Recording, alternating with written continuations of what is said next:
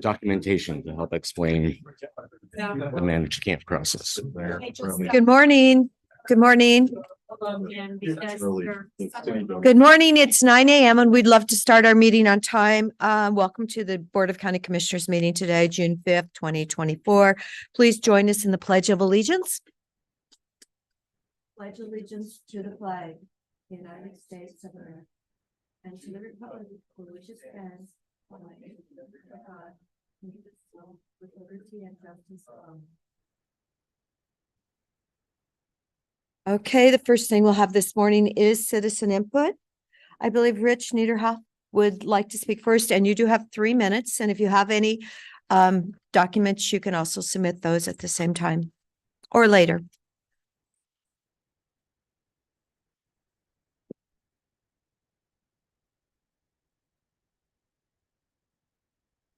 Rich Niederhoff, 64-200 Hunnell Road. I've lived out there 46 years. 3 minutes is not acceptable to those of us who have spent many, many hours reviewing this proposal and submitting detailed, relevant analysis and opinions. We have much knowledge, experience, and input that you should appreciate and listen to. This requires a dialogue with the three of us, not just 3-minute monologues. I suggest you listen to all of us and please respect us. Now, I know there's been a conversation that you have had with Tom Andre, and I appreciate the fact it looks like we will move in the direction of a meeting. Because I am requesting a non-time limited meeting of at least the three of us, of the three of the county commissioners, with those of us county residents who have or wish to respond and discuss to our presentation, written, verbal concerns. We expect a dialogue, not a monologue. Please be aware of our current belief with strong evidence that you have to date proposed and continue to develop a plan as if you were developers, not county commissioners, and have done so covertly. Major evidence. Why did you spend $100,000 of our money on the Eco Northwest analysis and so far ignored its findings and recommendations? Also, as I am sure you have heard and will hopefully hear today from others, to propose a commercial campground surrounded on 3 sides by quality residents and farms, and have made no effort to involve or even make them aware of this? Wow. Deceit by omission. Where is the principle of transparency in your government concerns? Okay, if you insist on functioning as developers and not stewards of the land, you must respect us county residents as the stakeholders, the shareholders, through our paying property taxes as the true owners of this county land, not you. And as it is us who are and will be footing the more than $21 million price tag, not you, do you not agree it should be us to decide whether to invest our money in this development and not just you? So please listen to and follow the findings and recommendations and concerns from your $100,000 study, and please to listen to us, Deschutes County land shareholders. Please, instead of being stewards of this land, try being stewards of this land, not developers.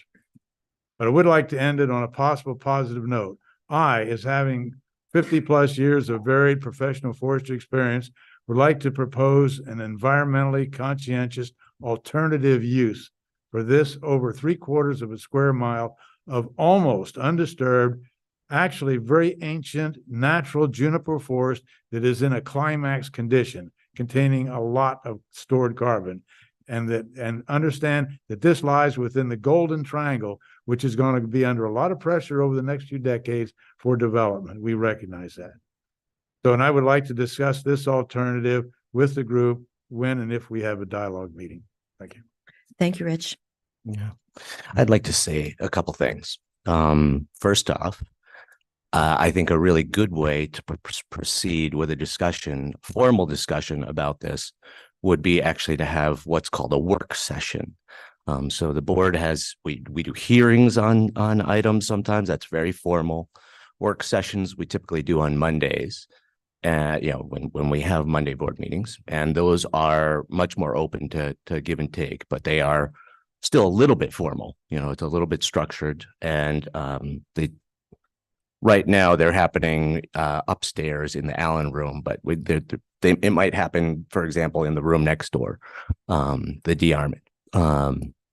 So that's a possibility for having a discussion. I do know that Commissioner DeBonne is interested in this proposal, and that would be a way for us to all three commissioners speak with people, as opposed to you having one-on-one sequential meetings with us, which that's what we're required to do. If we don't meet with people during a public meeting, then we're not allowed to meet. We're not allowed to have a quorum of the board when we meet with people. So that's just one suggestion. I do want to address the ideas of who is paying for this. It's really important to understand that these are Deschutes County properties. So these do belong to all of the people of Deschutes County and should be used in a way that provides benefit to all of the people of Deschutes County. And it may be possible, it's possible that there are a whole lot of Deschutes County residents who want to have more trails, more campsites, developed campsites, recreational market rate developed campsites in our community.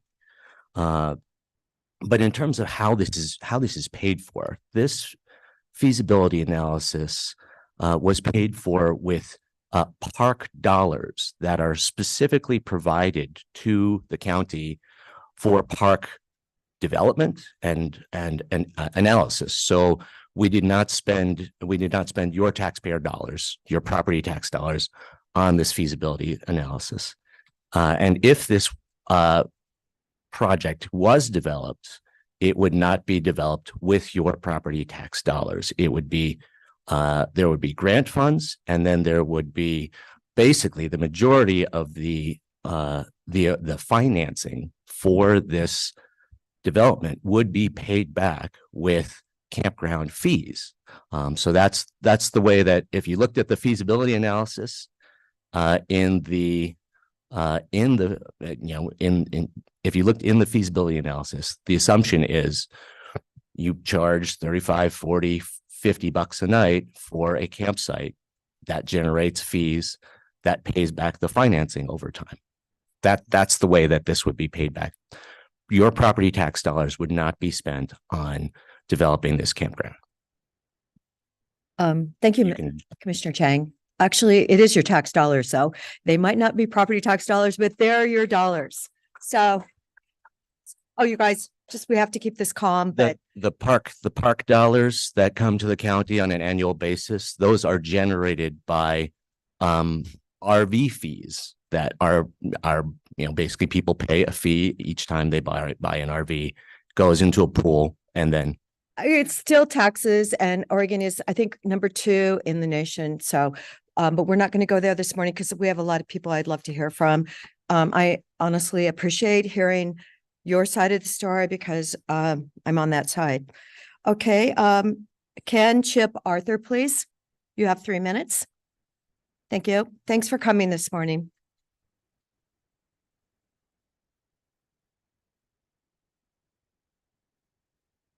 What I'm going to say is somewhat redundant because I just heard what I'm asking for. I'm Chip Arthur. I live at the corner of Pohaku and Hunnell Road. I'm a member of the Huns. I'm responsible for the hun.org, Hunnell.org website and email notification processes that the Hunnell United Neighbors use to communicate quickly and efficiently.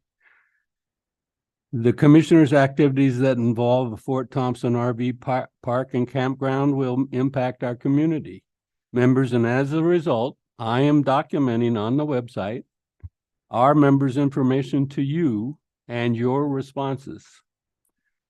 What I want from you, and it sounds like I'm gonna get it, but I wanted to say it, is one simple thing. I want the commissioners to ask the staff to answer the issues posted by 3 excellent submissions, which were given to you in the past 2 weeks. Those submissions were from Bruce Halpern, Lindsay Wilcox, and Rich Niederhoff. Those submissions are not your standard, not in my backyard NIMBY kind of statements.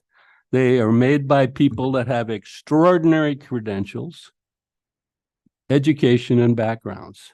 This is a simple request. It requires the commission to ask the staff to respond to them.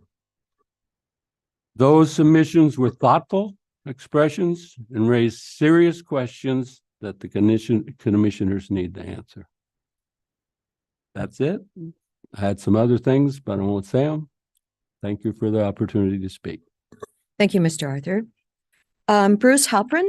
If I could, before we move on to the next speaker, I did also want to try to clear up one of the questions that a number of people have asked. So there is, in my belief, there is a misperception that we are trying to create a managed homeless camp at Fort Thompson Road. And I just want to be really clear with being, I tried to explain this last time, but I'll give a little bit more, I'll unpack it a little bit more this time. So I do believe that a campground proposal or a campground here or a Drafter Road, which we're also exploring, could help to draw some of the dispersed campers off of our federal lands. Now, when I say dispersed campers, it's really important for people to understand that dispersed campers and homeless people in the forest are, homeless people are one subset of people who are dispersed camping in the forest.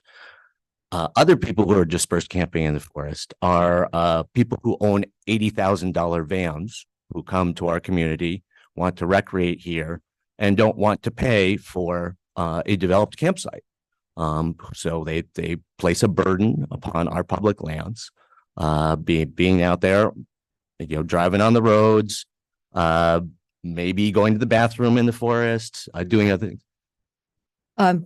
This was all covered last time. These Uh-huh. questions don't relate directly to what's being covered. Yeah.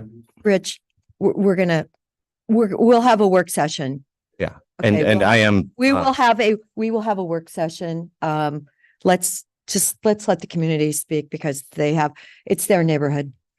So just to make it clear that this is not a managed camp proposal, I have brought for folks to understand. Well, the folks who are dispersed camping, some of them are, van lifers, nomadic recreationalists who can very easily pay $35, $40, $50 per night for a campsite, but are not currently. So they're not investing in our community. They're not investing in recreational infrastructure that helps to maintain sanitation, public safety, et cetera, in our community. So that is the slice of dispersed campers who this recreational campground would be targeted at. It is not targeted at homeless, like long-term homeless people in our community. We have an entirely separate process going in our community for that. The Coordinated Homeless Response Office, which is comprised of the cities of Bend, Redmond, Sisters, and Lapine, and Deschutes County, has issued a request for qualifications in our community and is pursuing managed camp proposals through that. And I only brought 10 copies, so you all will have to share. But there were 7 sites proposed. 4 of them are being pursued. None of the proposals, none of the sites that are being pursued are this 500-acre Fort Thompson property that we're discussing. The only county property in the mix here is in Redmond. So just to be super clear with people, the county pursued this feasibility study to explore a market rate recreational campground, not a managed homeless camp. And so I'll bring these down so that people can take a look at this list and just so that's all clear. Yeah, that's what I wanted to say about, that this concern about creating a managed homeless camp at Fort Thompson. I know that there is concerns about Dirt World on the other side of Highway 97. And that is why the county is pursuing these managed camp proposals, because we are not allowed to evict people from county property unless we have provided an alternative place for them to go. So that's how these things are all connected. This managed camp concept. This is a federal circuit court decision that we are all operating under. We're not allowed to evict people from county property. We're not allowed to tell them that they can't sleep there until we have provided alternative places for them to go. And that's where this managed camp request for qualifications comes from. And I'll go ahead and bring these down right now. Bruce, My turn? it's going to be your turn. Okay. Just a second. Thank you for coming in today. Bruce Halperin, 20655 Sunbeam Lane. Commissioners, I am here today to say I am confused and baffled by the Fort Thompson proposal. Since I only have 3 minutes, I will focus on just one of my confusions, but I've written about others. And my confusion today is, why do we need a county-owned park at Fort Thompson? And the emphasis is on park. After listening to commissioners at 6 meetings and reading many documents, the only reason I can decipher for needing a park that is necessary is to get the actually desired campground facility through several legal barriers.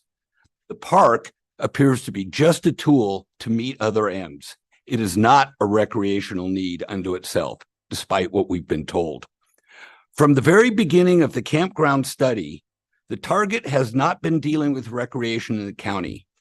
The focus has been totally on building campgrounds. Commissioner DeBone at 6 commission meetings consistently said he wants more market rate RV camping capacity throughout the county. He did not mention once the need for parks or recreational facilities. Commissioner Chang regularly talked about needing more campgrounds, especially as he talked about just now, but he has not talked about needing more recreational facilities. After the Echo Northwest study pointed out the difficulty of approving a campground at Fort Thompson, we start hearing him say we need a county park.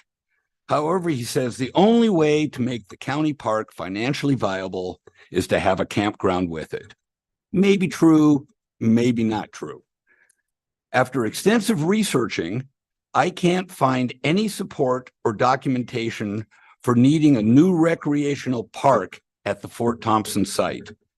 The Echo Northwest study does not speak to the need for a park or recreational facility anywhere in Deschutes County.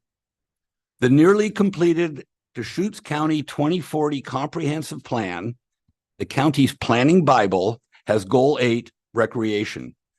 The documentation supporting Goal 8 does not even list a parks or recreation deficiency as a community concern.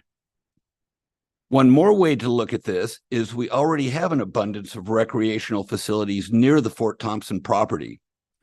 About 6 miles to the southeast is Pine Nursery Park with a broad range of active facilities. 8 miles to the southwest is the new Riley Ranch Nature Reserve on the Deschutes River. 11 miles to the northwest is the BLM's Maston Trail system with hiking, biking, and horse trails in a setting similar to Fort Thompson lands, but it is vastly more scenic. My final concern is why the county thinks it needs to become a direct park provider. This is a very big change for the county. The county's own comprehensive plan states more than once that Deschutes County is not a recreation provider. When did the commission make the conscious decision to get into the park business? What is the justification for this change? Does the commission plan on creating a park and recreation department that makes our government bigger? Shouldn't this action be publicly discussed? To close, I hope the commission will just drop its attempt to develop a park with a campground at Fort Thompson. Thank you. Thank you. Thank you, Mr. Halpern. Gary Knight. And thank you. You did give us copies of your statement.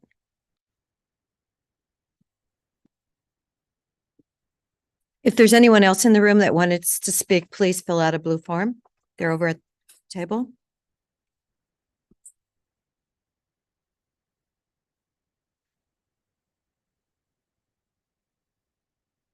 My name is Gary Knight. I live out on Harris Way, and I came to Bend in the early 70s.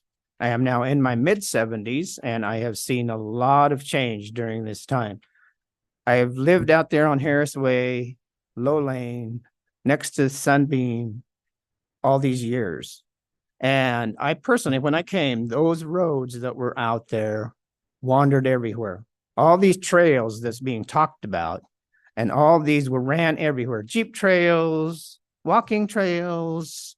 And when I hear Tony talking, he talks about making a park out there that something, my picture is, oh, this is a park like Fort Stevens. Yeah, that kind of a park would be great. It's monitored. Everybody wants to go there. It's paved. There's amenities. Phil is talking about, oh, no, it's not going to be monitored.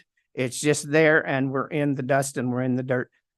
And if he thinks that people are going to come out of the woods to come to a place like this and pay, it's not going to happen.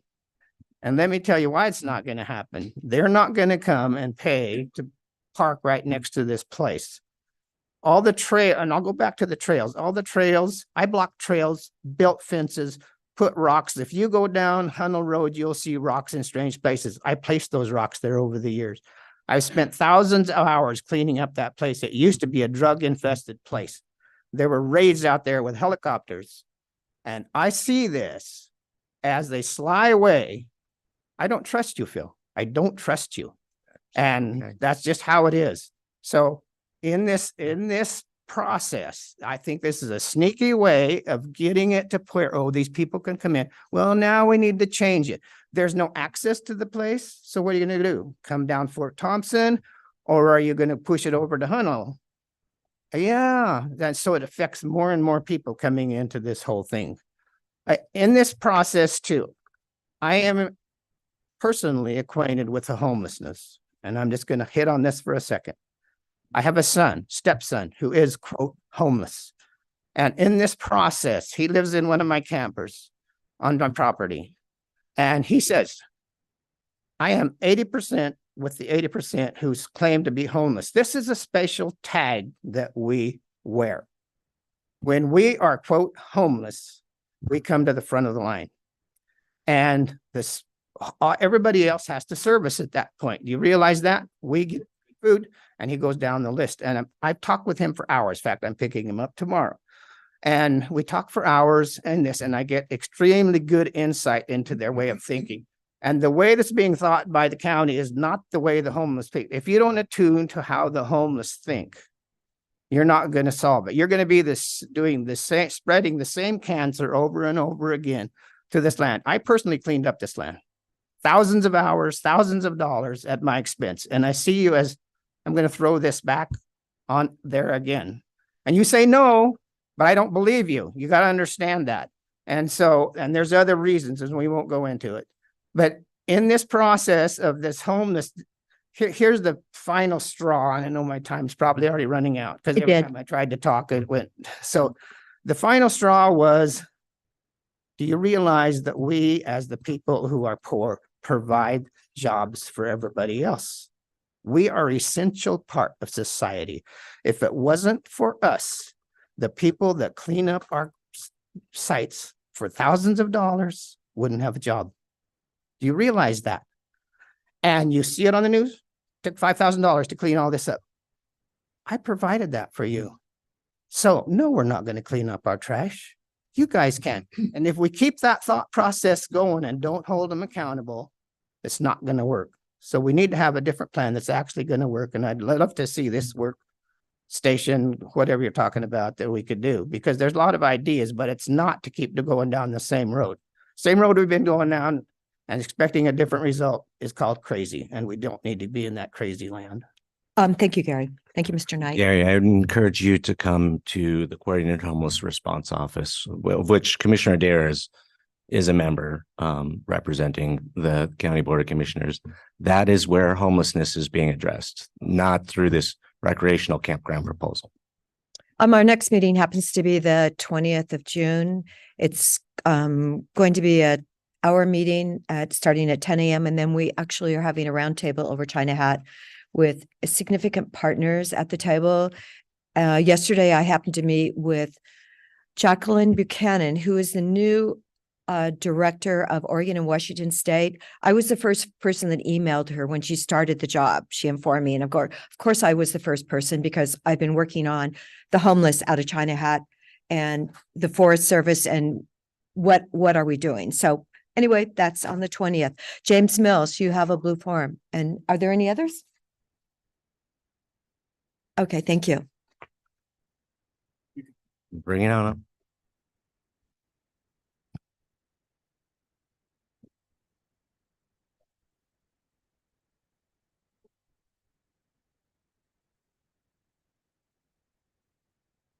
My name is James Mills, Jim Mills, and I live off Fort Thompson. I'm one of two residents at the back of the road.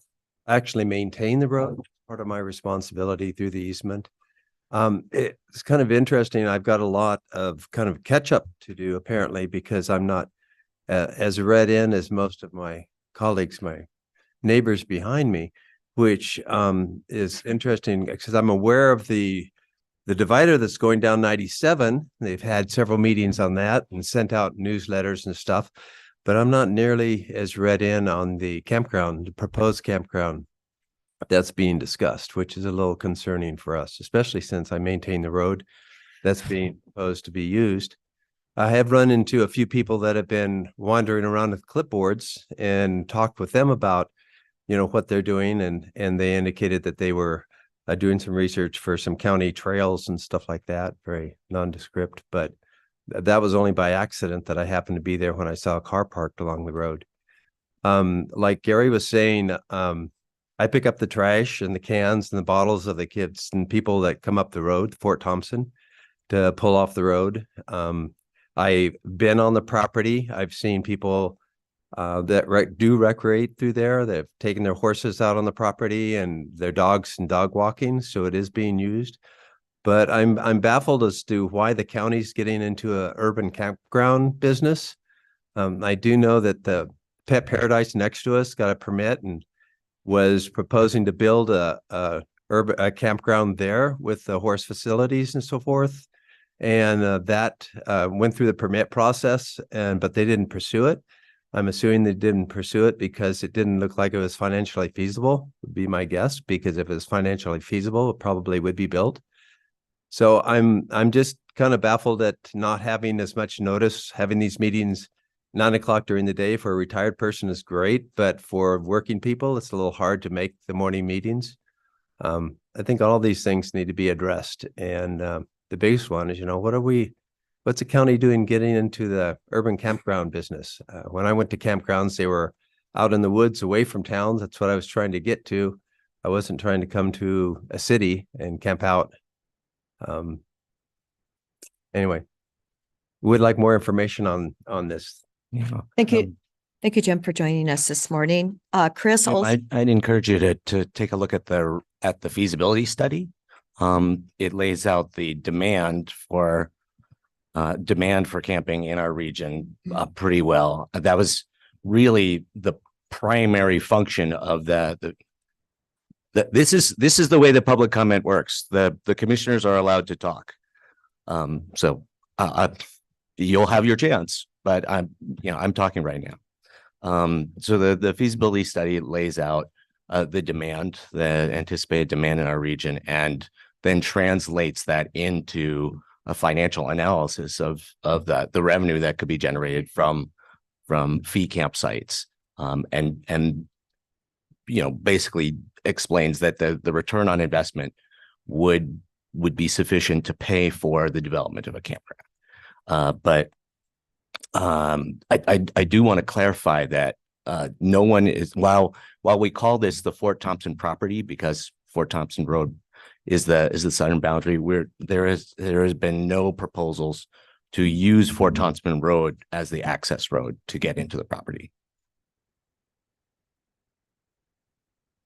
Okay, Mr. Olson, Okay, thank you. my name is Chris Olson and I live on 20600 Low Lane, and our property borders about 800 feet of the westernmost portion of Fort Thompson.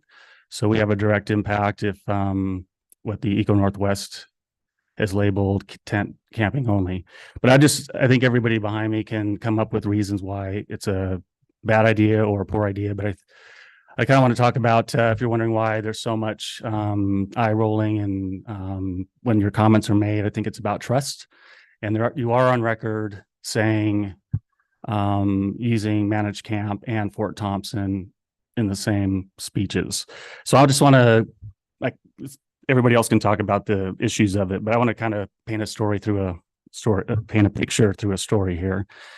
So bear with me. So once upon a time in a land nestled between rolling hills and dense forests, there lived a man named Taro. Taro was known for his wisdom and kind heart, yet he faced a great dilemma that would test his integrity and shape his destiny. One day, while wandering through the forest, Taro encountered an ancient sage. The sage, with eyes that seemed to see into the depths of one's soul, offered Taro a choice between two paths that lay before him. The first path, the sage began, pointing to a narrow winding trail that disappeared into the shadows of the forest, is one of lies and deceit. If you choose this path, you will gain the favor of and admiration of the less fortunate folk who dwell in the woods. They will see you as a hero, and your reputation among them will flourish. However, your actions will be based on falsehoods, and your heart will grow heavy with guilt. The second path, the sage continued, gesturing towards a sunlit road leading to a nearby village, is one of honesty and truth. The path will benefit the villagers who work hard and live by the principles of sincerity and justice. You will be respected for your integrity, but it will require courage and the willingness to face difficult truths. The villagers may not always appreciate your efforts immediately, but in time, your honesty will bring about genuine change. Taro stood at the crossroads contemplating the sage's words. He thought of the forest dwellers who longed for a hero to uplift their spirits and the villagers who deserved a leader they could trust. After much reflection, Taro made his choice. He decided to take the second path, the path of honesty and truth. As he walked towards the village, he resolved to serve the villagers with a sincere heart, even if it meant facing challenges and opposition. In the village, Taro's honesty was met with mixed reactions. Some villagers were skeptical and resistant to change, while others appreciated his transparency and dedication. Over time, his actions began to bear fruit. The villagers started to trust him, and together they worked to improve their community. Taro's reputation grew, not through deceit, but through genuine respect and admiration. Years passed, and Taro became a beloved figure in both the village and the forest. His legacy was not one of fleeting admiration built on lies, but of enduring respect earned through the truth and righteousness. The ancient sage's words had come to fruition, and Taro's heart remained light, knowing he had chosen the path of true honor. And so the parable of Taro reminds us that while deceit may bring temporary acclaim, it is honesty and truth that build a lasting legacy and earn the genuine respect of those we serve. Thank you, Mr. Olson. I want to go back to the comments that people keep referring to, and just clarify. Again, I do believe that this proposal could help draw dispersed campers out of the forest, but not the dispersed campers that you're worried about. And when there are less van lifers out on the public lands, then homeless service providers will be able to find people who are homeless in the forest more easily and provide services to them and help try to get them on the pathway out of homelessness. So there is a connection, but the connection is not that we're proposing a campground for homeless people. This would be a market rate recreational campground, and that is the only way that it is financially feasible. I'll keep saying it. I mean, people don't have to believe me or listen to me, but as long as this question keeps coming up, I'm going to keep giving the same answer. Okay. I'd love to call the next person. Mr. I think it's Kelleher. I'm not quite sure of your first name. It looks like LJ or something, ARRIA. Writing. I know I'm going like, well, Darren Kelleher. well, that's a D. Okay. Okay. I was like, it was separated. I was writing on my leg back there. I didn't have a hard surface. Okay. Sorry about that. And my name is Darren Kelleher, and I represent and work with the Groves Family Trust. The Groves purchased a 40-acre parcel on Hunnell Road several years ago, with the intent to attempt to work on a plan amendment and zone change out there to take it from an EFU 40 piece to consideration of 4 10-acre pieces to build homes for their family. In the process of purchasing the land, you obviously take a look at zones and adjacent properties and zonings, and in this case, it was a little bit of a risk as to get a zone change, but it made sense because everything adjacent was the MUA. But as purchasers, we look at that and we understand what can happen with lands later down the road that might affect our values. And out there, being in a farm setting with zoning in Oregon, it's a pretty good bet that farmland is not going to turn into high density or other uses that conflict with farm. They were successful. The Grove Family Trust was successful in achieving a plan amendment and a zone change. And we'd drawn a plan to submit for a subdivision of 10 acre pieces, 4 of them for the family. It was after our approvals early this spring that we learned that there had been a study bought and paid for this campground proposal, which we call Fort Thompson, but it doesn't have a lot to do with the access. Is certainly aren't Fort Thompson. You stated that that's never been discussed. Tony last week stated that something about using Highway 97 a ride in, a ride out, which I think we all know that ODOT is not it's just not easy to work with, and that's the last thing that would happen if you've been involved with any development or projects that include ODOT. This study clearly showed a collector road goes through the Groves property, and the Groves are adamantly against that. When we read the study and found that this had been going on and there'd been no phone calls or conversation in regards to it, even after our recent land use proposals with the county to change the zoning and amend the plan and submit this new map for 4 10-acre pieces. We had no idea that it was considered to be the prime access to this proposed campground. And again, they're not interested in that at all. We immediately withdrew our plan from the county and said, we're not going to subdivide this land. We're not going to propose anything because we know what our conditions will look like. We know that this collector road is already, in the proposal, so to speak.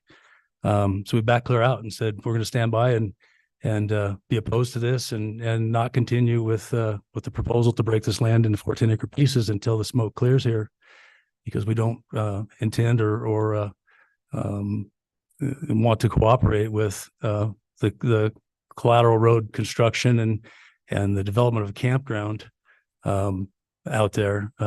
Again, land use is tough.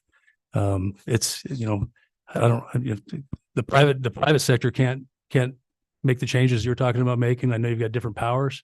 I know it costs us a lot of time and money to amend the plan and simply go from an EFU state to a MUA state, so we could build residential and on farmland in harmony with what's already out there.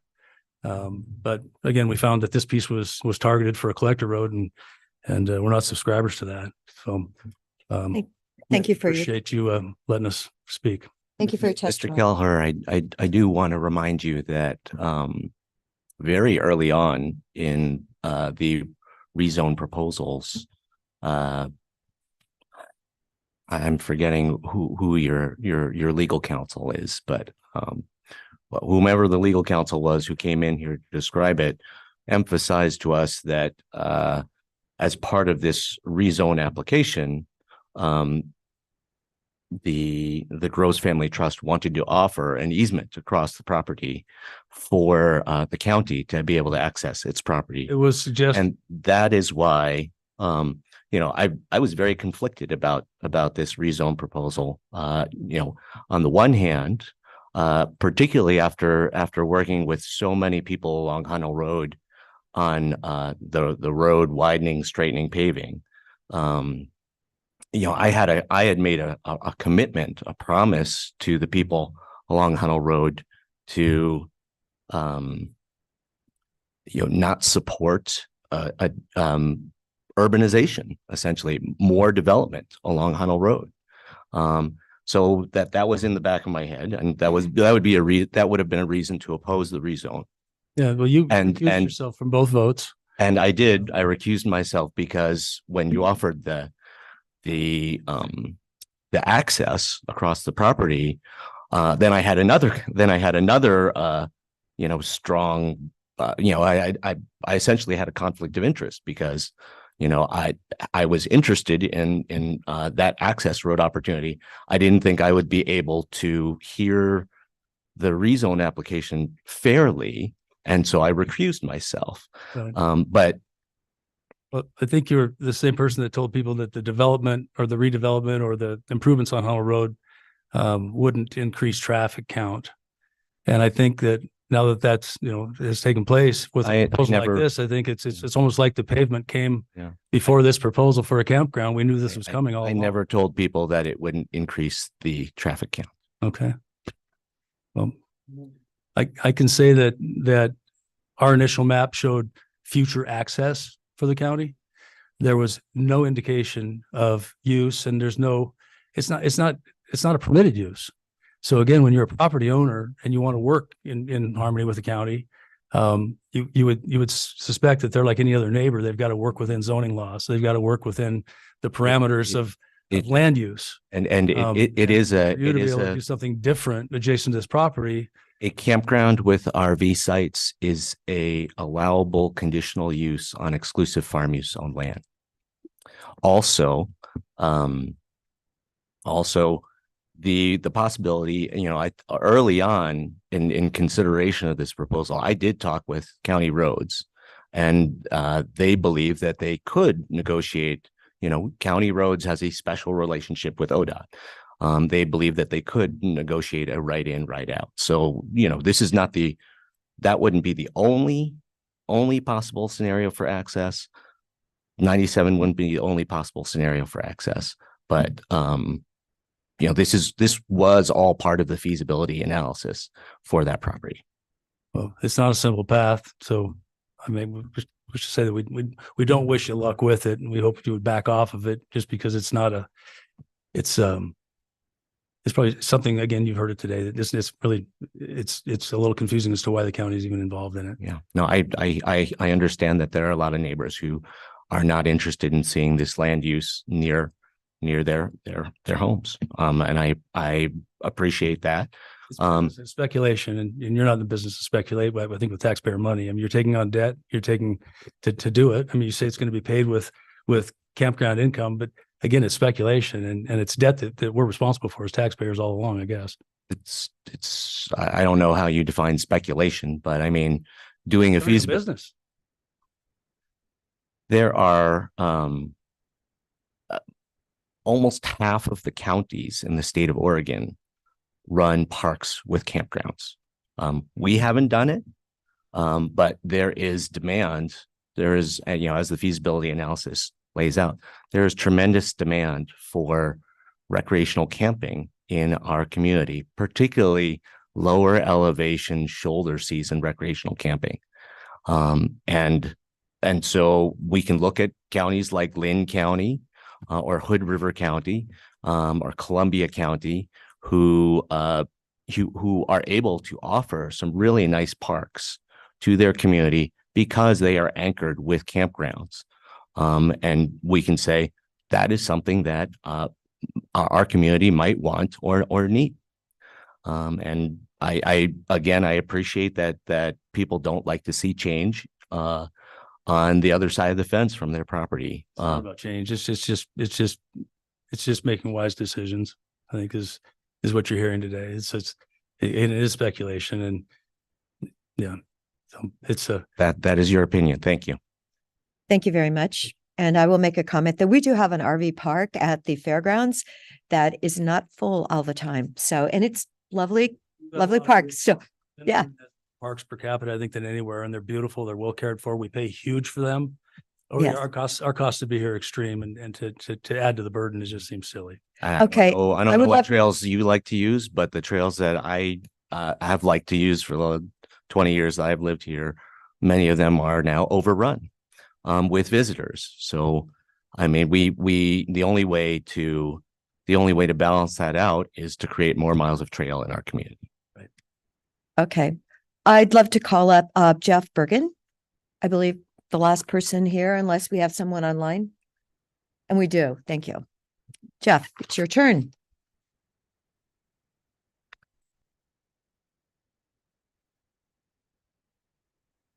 I really don't even know where to start. I guess I'll start from Commissioner Chang, as you keep referring to yourself and saying that you're not talking about putting a homeless camp. I understand that. But what you're also trying to tell us is that there's plenty of RVs that are out in the woods or out in Dirt World or out in China Hat that would like the opportunity to come in and plug in and do something at one of these, at this facility that you're referring to. So that being said, I decided to do a tour of Bend this weekend and go out and search out these $60,000 and $80,000 motorhomes that you're referring to in Dirt World and China Hat. Not in Dirt World. And the Correct. woods. All right. So that being said, I didn't see really anything that was up to $80,000 that I could find that would be wanting to go and pay $50 to $75 a day to camp in this place. So I went back around and I went to the different areas, and I thought I'd search out for children and kids with families that were displaced and put into these areas. I did that as well. I also went by some of the facilities that we have in the city that are supposed to be housing some of these families that we refer to at these meetings. And I found zero. However, what I did find, and what I was very open to see, was the fact that I saw a lot of people that, in my eyes, were using drugs, that had mental issues, and that were playing the system. But again, I'll go back and tell you again, 0 children, 0 families, 0, Commissioner, 0 $80,000, $60,000 motorhomes that you want to come and put into a facility like this. So let me finish. So I've listened to you on 2 separate occasions try and tell me this, or tell us this. So I decided to go out on my own and see it.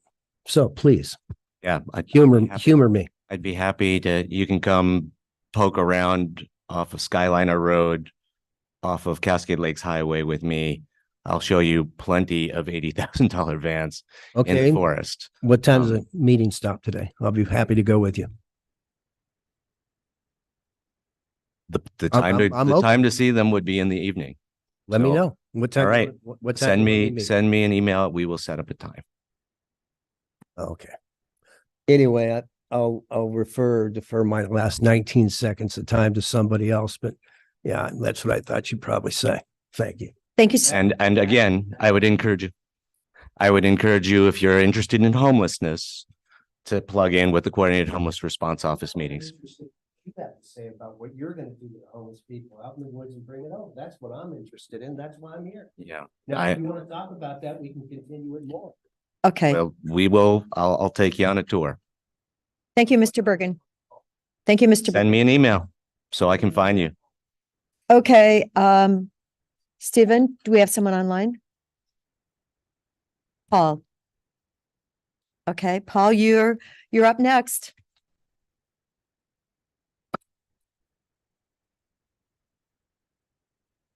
Paul, will you identify yourself for the record, please? You're unmuted now with your address. Thank you. Good morning. My name is Paul Zadoff. I live at 64149 Harris Way, corner of Hunnell and Harris. And thank you for taking my comments this morning.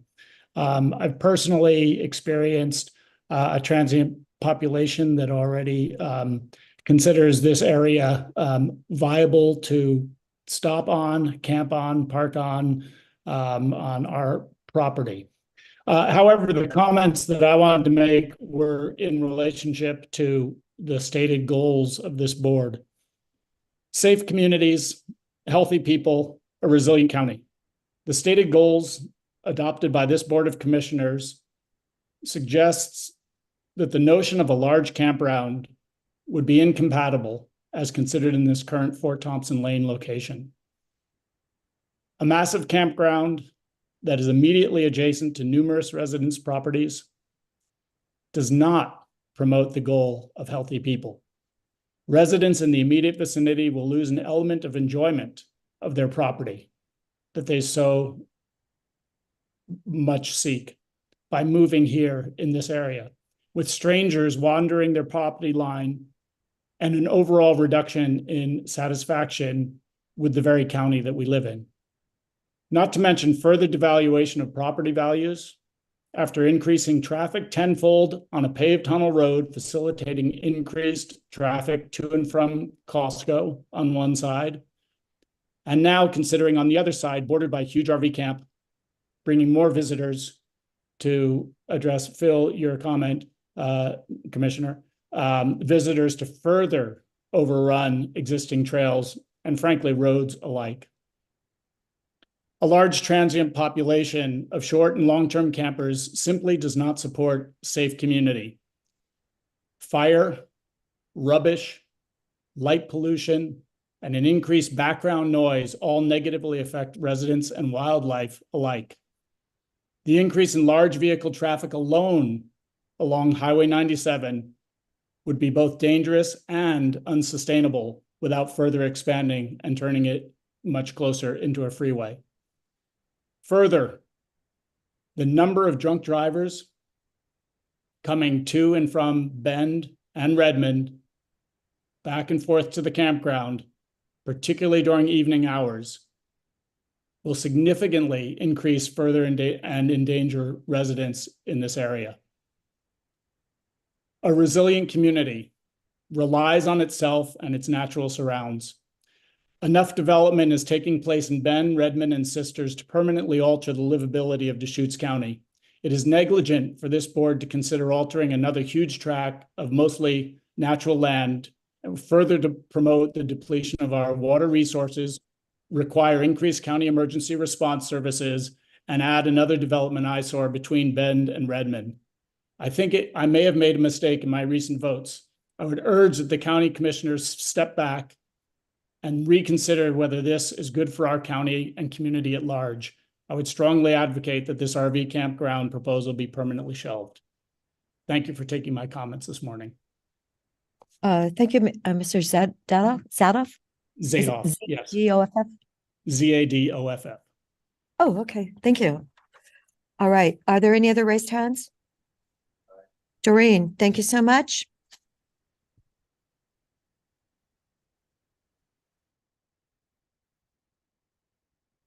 Good morning, Dory.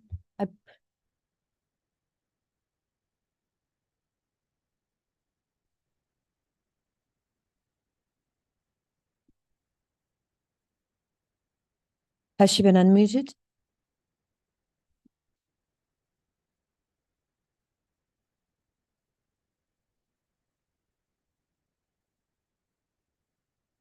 Is she there, still there, Stephen? Okay, Doreen. Yes, you're unmuted. Good morning.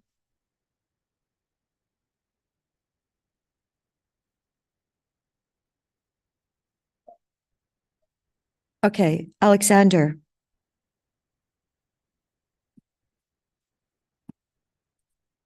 Alexander Tonoff, you've been unmuted. Hello, can you all hear me? Yes, we can.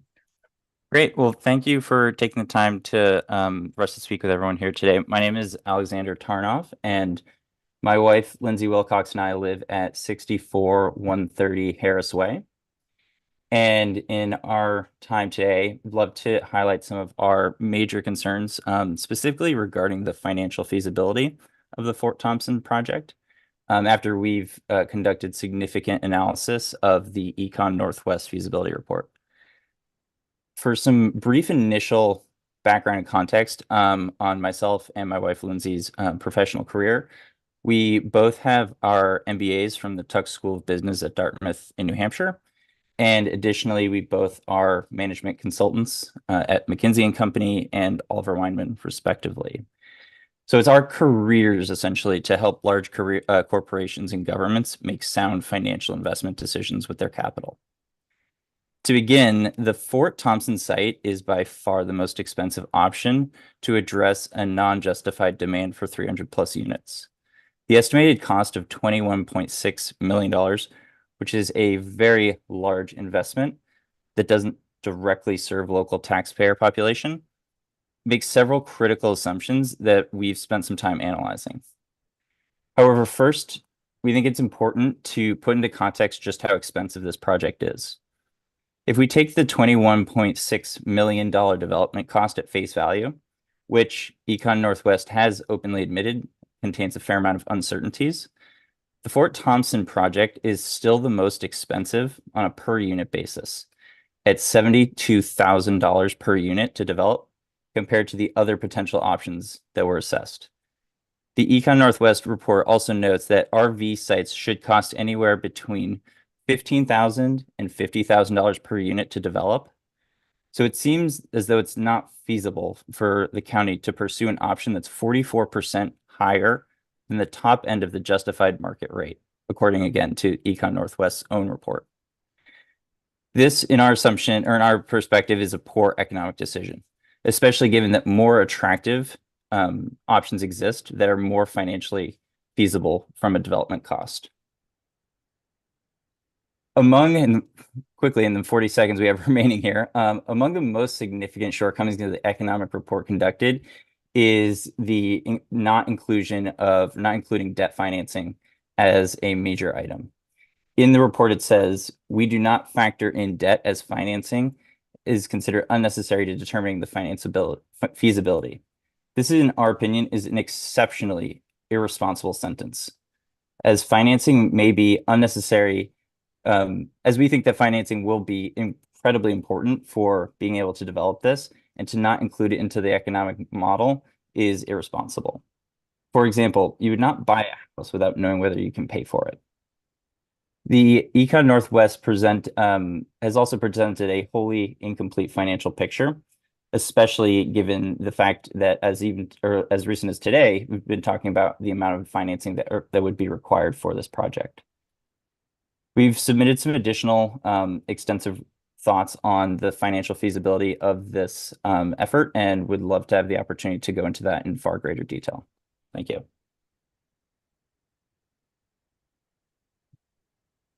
Thank you, Alexander, thank you for your comments. I did just want to say a couple of things.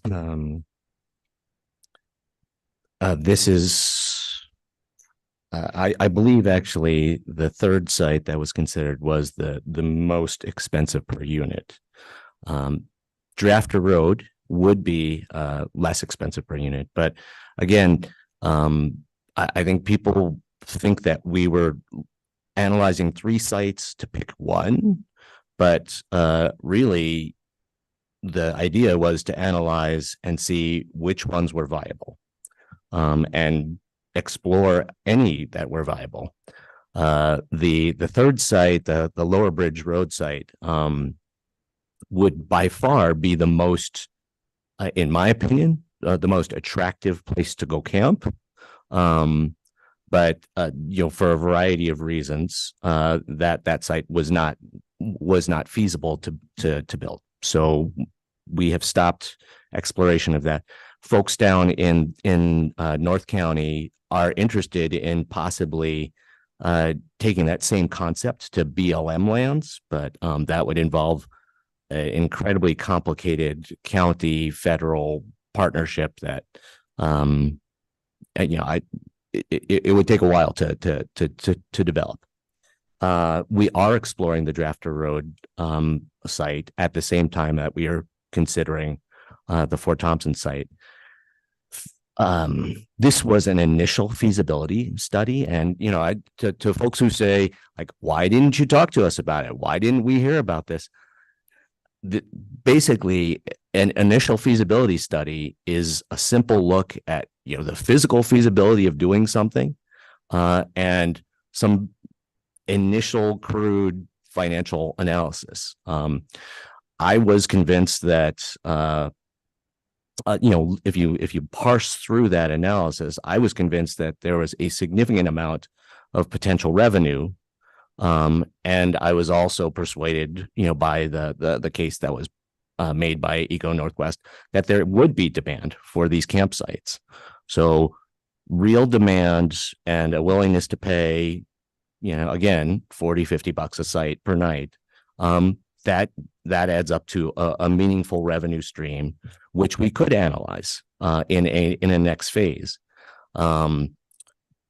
This feasibility analysis didn't include a very detailed breakdown of the roads that would be necessary, the bathrooms and plumbing that would be necessary, and all of those things. So you can't do a very good financial analysis beyond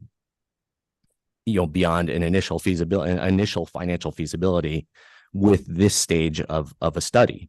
And the idea was not to spend too much money on initial feasibility, but to indicate for us where the opportunities for further exploration might be. So that's where I believe the financial analysis that you're hoping for would occur.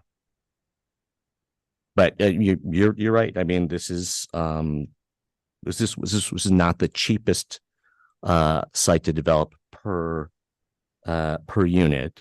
It is also, in my opinion, a much nicer place to camp than on Drafter Road in the middle of La Pine. So there's that. Thank you. Thank you so much.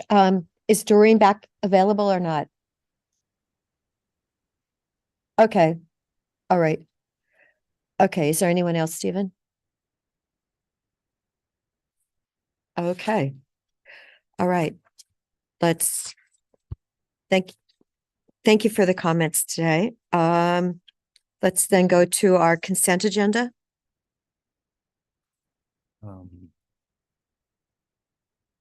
If I could just say one more thing, maybe people who are gathered here today for this Fort Thompson item aren't going to want to stick around for the rest of our board meeting. I just want to emphasize to folks that since I became a commissioner, I have had a substantial focus on maintenance, enhancement of outdoor recreational amenities for our community. This has resulted in things like a $600,000 investment of transient room tax revenues in trails in our community. This is the reason why I sit on the steering committee for the Deschutes Trails Coalition in our community. This is the reason why when paved pathways were proposed in the transportation system plan for Deschutes County to connect our major communities, I advocated for those to be included in the transportation system plan. We're not, those paved pathway projects, we're not building them, we're not designing them, we're not paying for them, we're not maintaining them. But there were people in our community who said we would really like to be able to ride a bicycle from Bend all the way to Sun River on a separated paved pathway. We would really like to be able to ride on a pathway from Bend to Sisters, and we're seeing just the first segment of that along Highway 20 right now. It only goes out to Old Bend Redmond Highway right now, but eventually it'll get to Tumalo. So I am, it is a core part of my focus for our community that adequate quality recreational facilities is part of our quality of life. And so my interest in this park proposal is driven by that. I mean, they definitely, I do think that the quality of experience for people who are out on our federal lands would be better if there was less van life campers who, they're out there if you rode your bike past it. But I just want to emphasize to people, this is not some get rich quick scheme, because this is not a financial slam dunk. It is feasible, but that is the focus for me here is improving recreational amenities for our community. Thank you. And before you all leave, in case you didn't know, last week I did mention Worrell Park. I was the only commissioner that voted to save it and not turn it into a flat parking lot. And someone let me know that they actually saw a deer in it when they were leaving last week. So it is a bit of rustic in downtown Bend, and thank goodness it's going to stay. So thank you. Thank you to the source for taking up that story. So let's go to consent agenda. Commissioner Chang? Move approval of the consent agenda. And I will second it. Any further discussion, Commissioner Chang? Yes. And the chair votes yes for the consent agenda. We now are to item number 3, the Upper Deschutes Watershed Council. It's your turn. Morning. Good morning. Give me an email. Send me an email.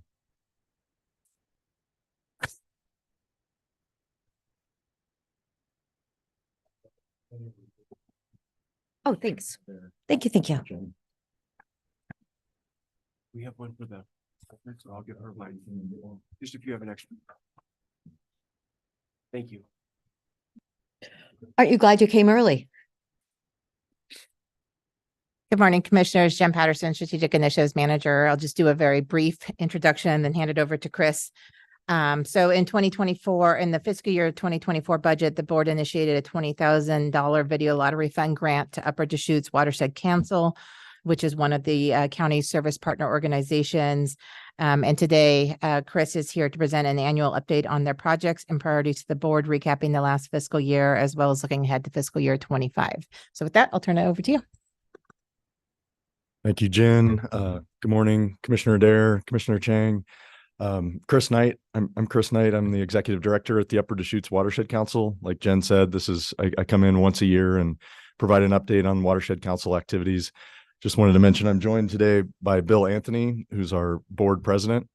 Appreciate Bill being here, but I'm going to give like Jen mentioned, a summary of our activities this past year and projects that are upcoming. This picture on this first slide is a project we completed this past year on Whitechoose Creek, downstream of Sisters. It's called the Whitechoose Canyon Project. I'll talk a little bit more about that later. But just wanted to remind you that we are, as a Watershed Council, we're a community-based, voluntary, non-regulatory group working with local communities on collaborative projects. I just highlight those couple words, voluntary and non-regulatory. We work with people that want to work with us. We're not forcing anybody to do anything. There are more than 50 watershed councils around the state, and it's a unique model that was created by the state of Oregon over 25 years ago now. And part of that was initiated through local governments. And so Deschutes County was that local government entity that worked with our watershed council back in 1996, 1997 to create our watershed council. We're a 501c3 charitable organization. We've been around since 1997. We've done over 50 habitat restoration projects in those 25 plus years. The map that you see on this slide is a map we created as part of our 25th anniversary, just to show where we've done projects over those 25 years. This past year, we've updated and put out a new website. And one feature in that new website is you can go and there's a map that you can click on all these different 50 projects and learn about each different project over the years. So would encourage you to check out that new website sometime if you have interest. This slide is just a reminder that the county and the Watershed Council partnered to form our Watershed Council back in 96, 97. and like Jen mentioned, we are a current recipient this current fiscal year of a service partner program grant. We appreciate that. We've been a regular recipient of that grant. And that grant has typically been 20,000 per year. And I just wanted to share, that we take that 20,000 and we leverage it. We use that 20,000 for staff time to raise additional dollars to bring federal, state, and private funding to our watershed here in Central Oregon.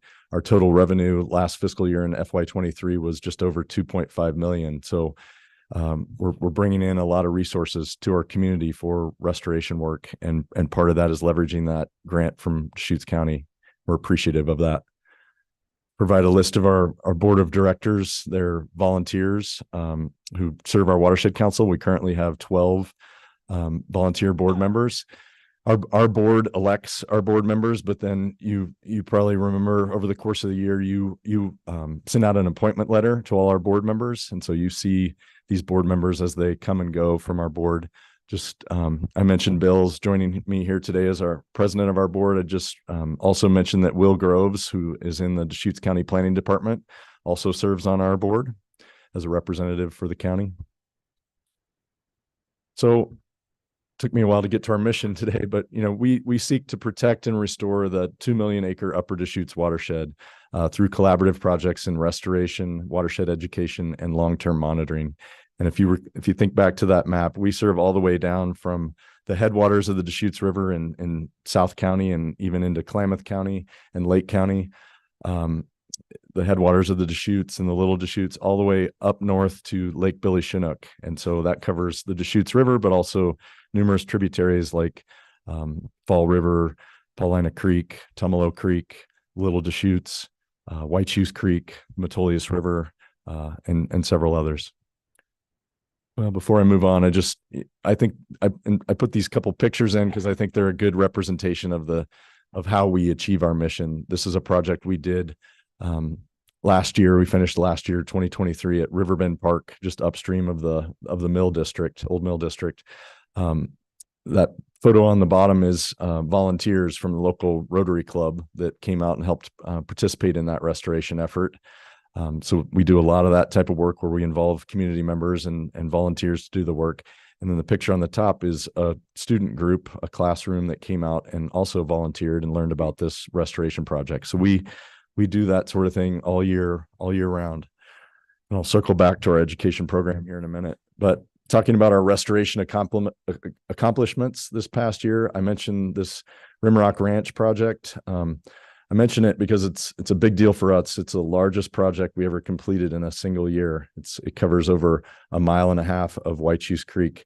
And we did this in partnership with the Deschutes Land Trust. Again, this is downstream of Sisters.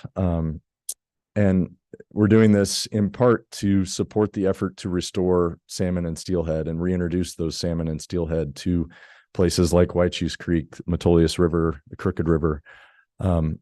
You'll see in this project, essentially what we were trying to do is take White Shoes Creek that was straightened and channelized and bermed and was a very narrow stretch of the bottom of the valley and spread that water back out across the floodplain. And we're if you think about White Shoes Creek as it flows through Sisters, for example, it looks like there's very little water, and here it feels like there's much more water. Part of that is we're trying to slow down the creek and let that water absorb and be part of that floodplain. And so, yeah, I'm proud of this project we did. Funders included the Pelton Round Butte Fund, which essentially that means Portland General Electric and the Confederated Tribes of Warm Springs, but also the Oregon Watershed Enhancement Board, the U.S. Forest Service, and Oregon Department of Forestry. You'll see in that photo there are a lot of dead trees that we placed out along the site. In a couple slides, I'll talk about where those trees came from and how we went about doing that. But just a couple more slides about this project. Again, the photo on the left is volunteers that came out from a local business, actually in Bend, and they're planting native plants at the conclusion of the restoration project at Rimrock Ranch. We had a nice story last October in the Bend Bulletin about this project and about these volunteers.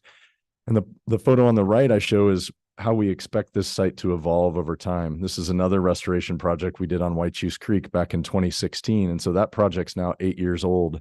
And you can see all that vibrant green coming back up. Those are those native plants growing up. They're now reconnected to the groundwater.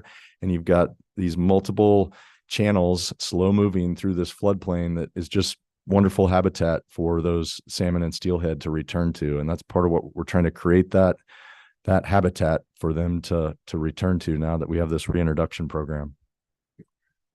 I mentioned trees. That project at White Shoes Canyon that we completed this past August required 4,000 trees as part of the restoration effort.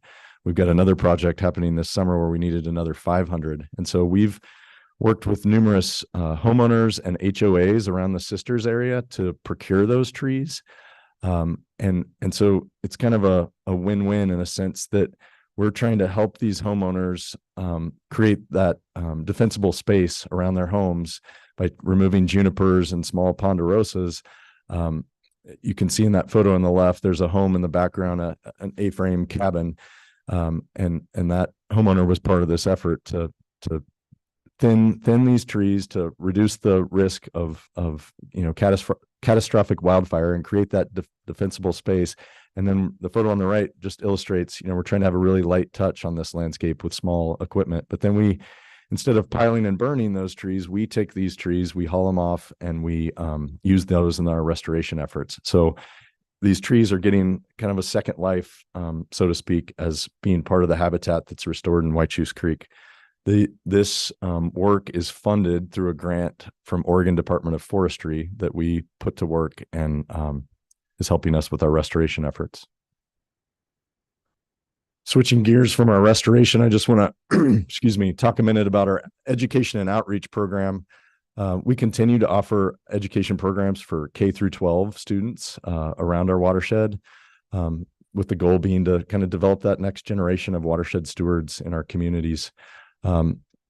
Excited this past year, we launched a new program with the City of Bend. We are contracting with City of Bend, providing a program that they call One Water, but that's targeted to fifth graders and high school students. The project, or the photo on the bottom there, is a fifth grade class. Actually, multiple classes went out, but they're at our water reclamation facility that's owned by the City of Bend. So they understand. They went out to Bridge Creek up at Tumalo Falls to learn about where their water comes from, and they learn about it that it also comes from the groundwater, not just surface water. But then they, at the other end of the cycle, they're out understanding where water goes after it goes down their toilet or after it goes down their shower or sink. So excited about that program, and that brings funding to our Watershed Council to help fund our two educators that are leading these programs with City of Bend. But we work again all across the watershed as part of our youth education program.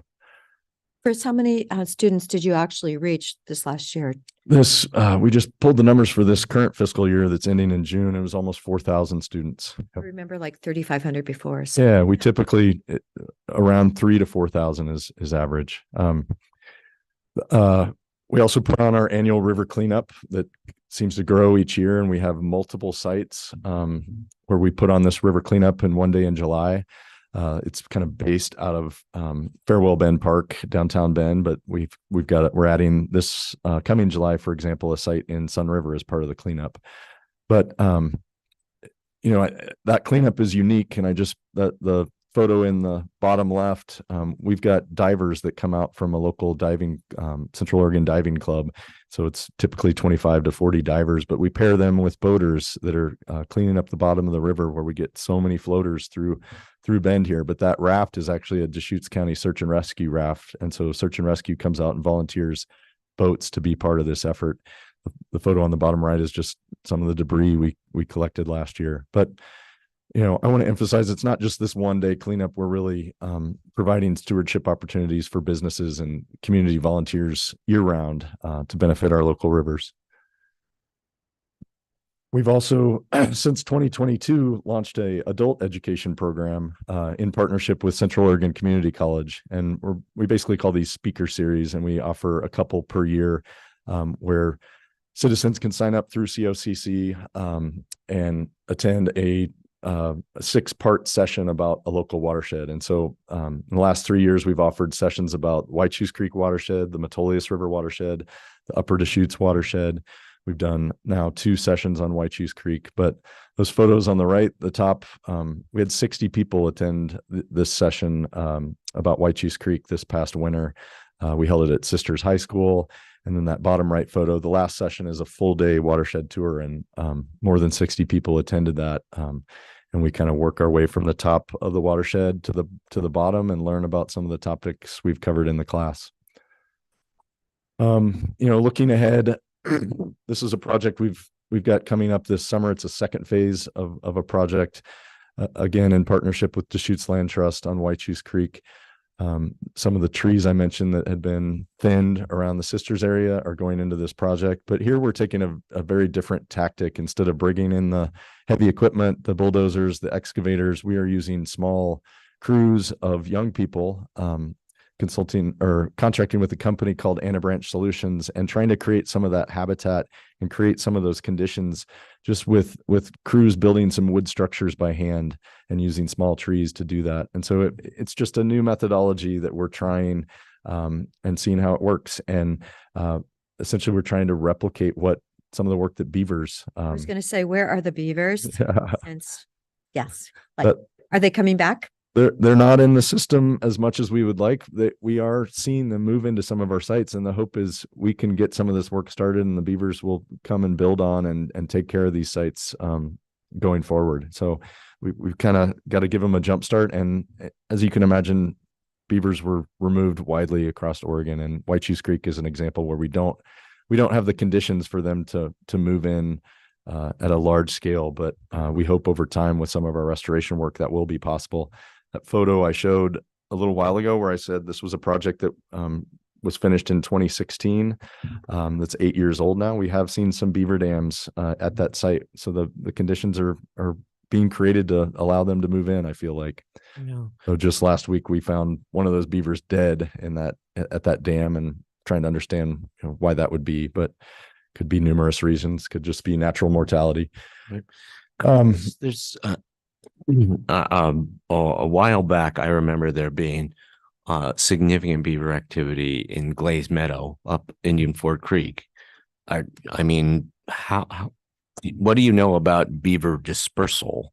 I mean, is that having one pair of beavers up there, is that enough to repopulate the whole Whitechoose watershed? Or how fast do beavers kind of spread out? And yeah, I wish I knew the answer to that. I don't, Commissioner Chang, just but I know there's a lot of experts out there that beavers are really I was at a conference for watershed councils and soil and water conservation districts around Oregon. It was held at Sun River a couple months ago, and I just feel like so many presentations were about beavers and the work they could do for us. And there are experts here in our community, whether it's Oregon Department of Fish and Wildlife or BeaverWorks is another great program through Think Wild that helps landowners live with beavers and think about how they could support beavers.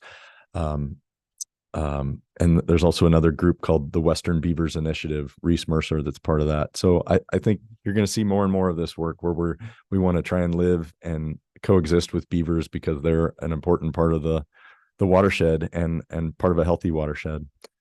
Just at the end of your presentation, I want to circle back on groundwater recharge, but proceed for now. Yep. Another project that we're focusing on in this coming year, Muir Pond, just downtown Bend here, Fish Passage. I served on a Fish Passage advisory committee that was pulled together by City of Bend and Bend Park and Rec District. Over the last 2 years, what came out of that was a preferred alternative called a nature-like fishway.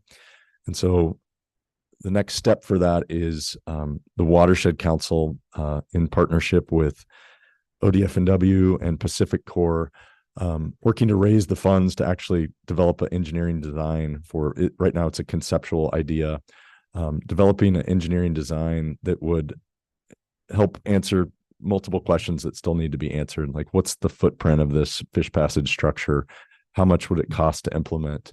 how much water is necessary that Pacific Corp would need to provide for this fish passage structure. So there were public meetings held about this, and presentations to the city of Bend and Bend Park and Rec District recommending this preferred alternative. And so next step will be raising dollars for engineering design. And all of this planning presumes that Mirror Pond Dam is staying.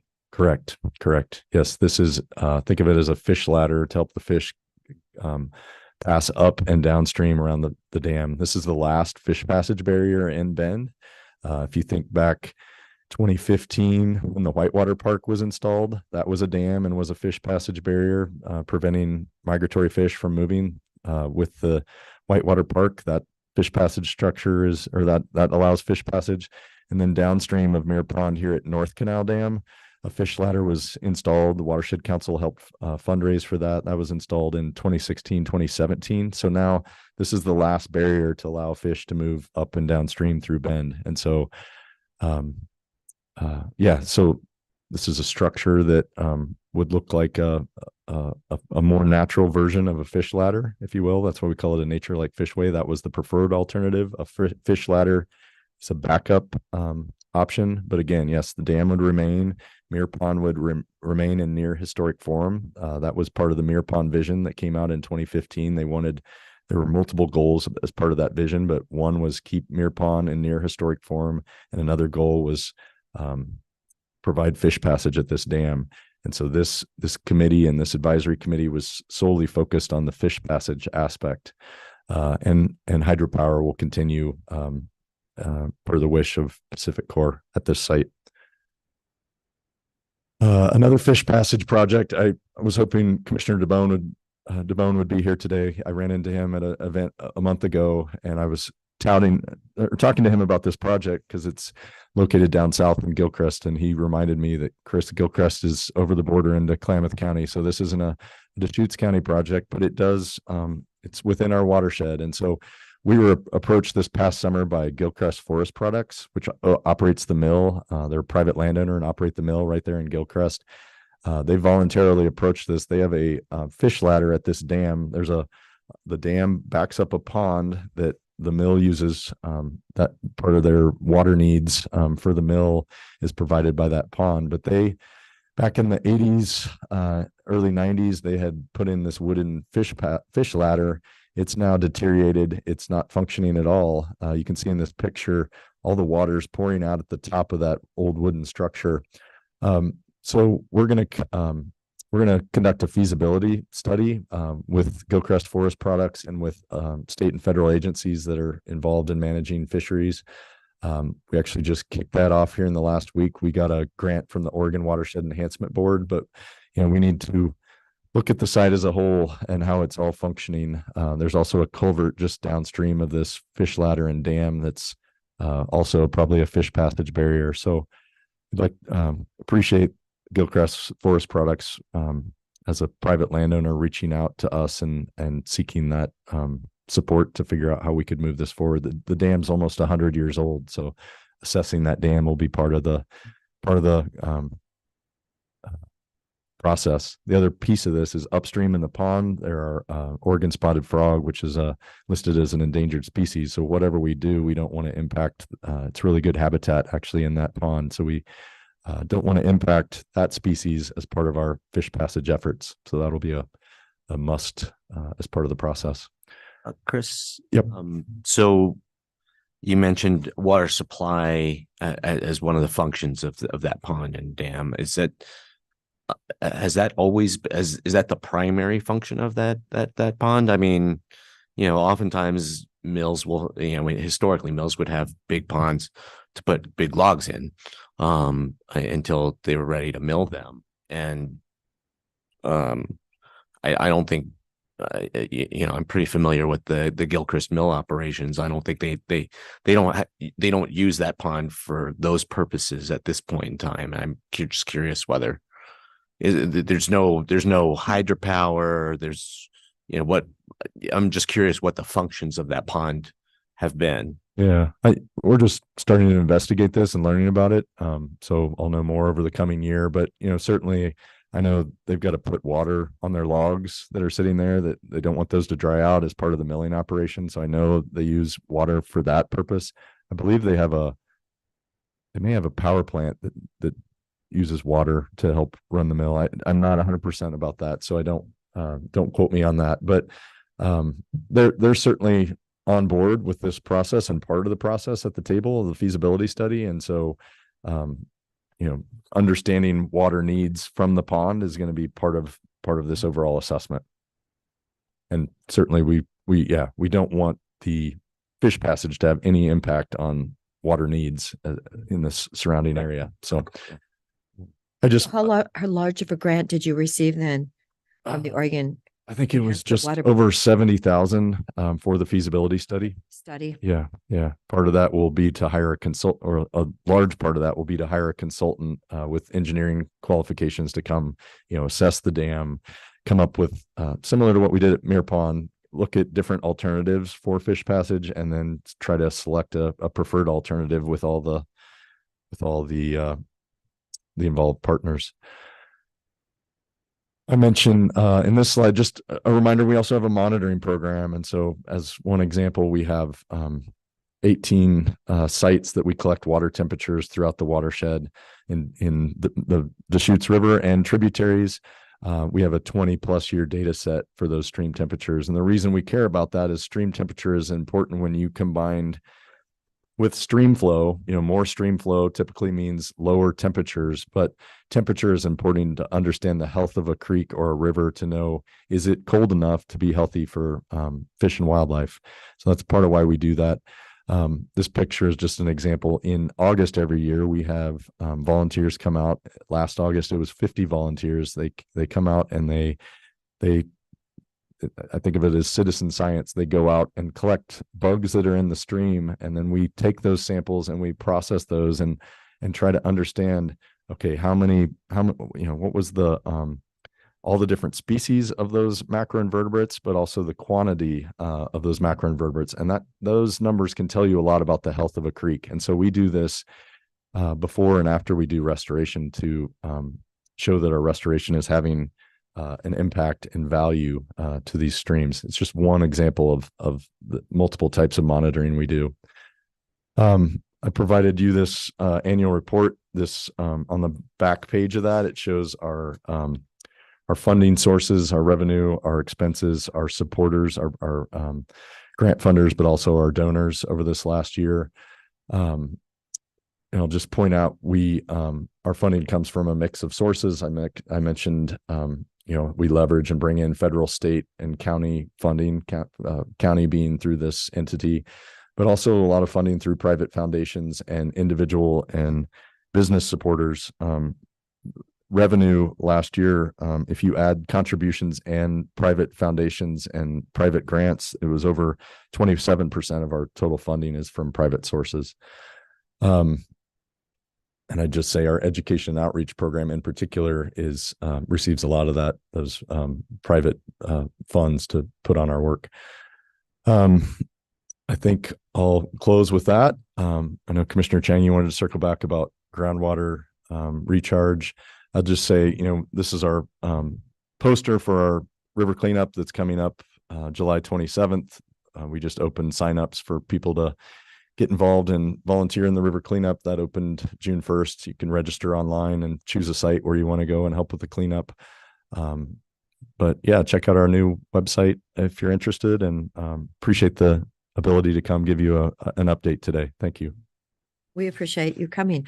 When you said you were taking the water temperatures, but like with Wyches Creek where you're spreading it out and you said you wanted to slow it down, isn't that going to raise the temperature? It could in the short term. There could be like as much of a degree of increase in water temperature. But as those plants that we're planting grow up and start to reshade the creek, and also as another part of that project is we are bringing the groundwater up to those surface waters. That groundwater is cold, so we're creating these pockets of really cold water where the groundwater is percolating up into that system. And actually what in an ideal world, you've got a mix of different temperatures. You've got cold water pools, you've got warm water where fish want to rear and find food. Part of that project also, we dug in over 40 pools that are deep pools that hold that cold water and provide that cold water refugia for fish and wildlife. Thanks. Yeah. That's a perfect lead into, sorry, I'm putting the cleanup date in my calendar here. That's a perfect lead into my groundwater question. So the Watershed Council has thought a lot about shallow groundwater and the way that floodplain restoration helps us to actually expand shallow groundwater storage. We have, you may be tracking, we have some really gnarly discussions about declining groundwater levels occurring in our community in the Deschutes Basin right now. And I was hearkening back to an earlier Watershed Council project, the Ryan Ranch project up on the main stem Deschutes. At the time that that project was being pursued, the irrigation districts expressed tremendous concern about taking water out of their irrigation ditch, the river, putting it on this wetland floodplain area, because they were concerned that a whole bunch of that water would leak out of the river and be lost to them in terms of supply. Meanwhile, right now, what we're facing is a whole lot of concern about inadequate amounts of water going into our aquifers.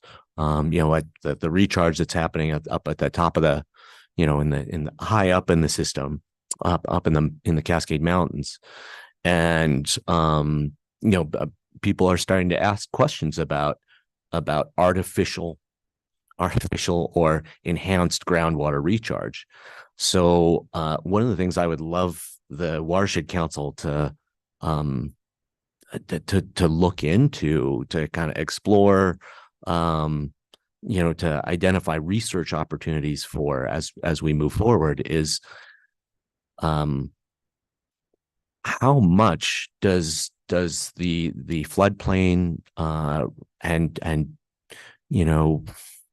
natural watershed function work that the Watershed Council does, what does that do for enhancing groundwater recharge? With one of the other things that people are very concerned about right now is, we're piping canals so that we can keep more water in the river. But that eliminates, a substantial amount of artificial groundwater recharge. So,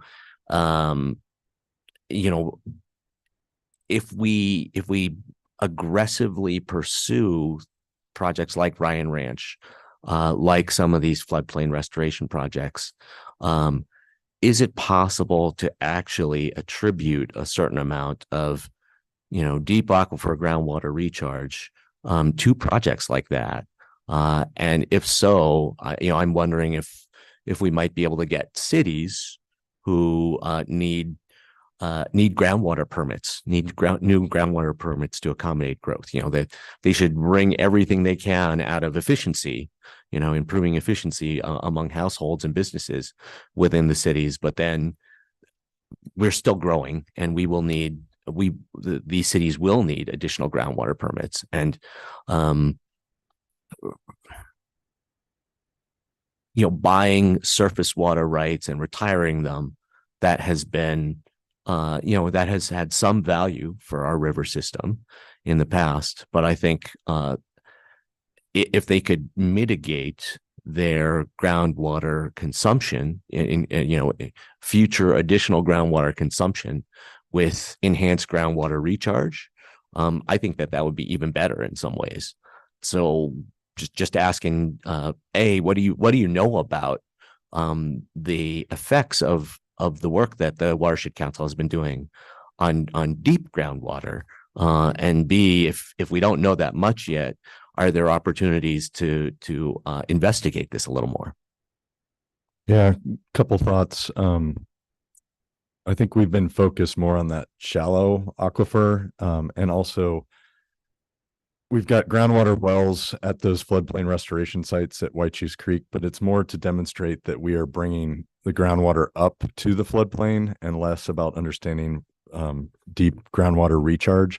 I will say we're doing some research that's being led by Oregon State University. Skylar Herzog, who's a hydrologist who's with OSU Cascades here, and also the U.S. Geological Survey, to think about when we do a project like we've done at White Shoes Creek, where we restore that floodplain, are we always talk about floodplains being like a sponge, like a wetland, right? And so if a lot of water comes into this floodplain in the spring, when we've got some higher flows, when we've got snow melt coming off the Cascades, does that floodplain actually, and that shallow aquifer, does it actually hold some water, retain some of that water? And then will that slowly meter out later in the summer and the fall when we get these high temperatures that we're concerned about for fish? And so we've installed some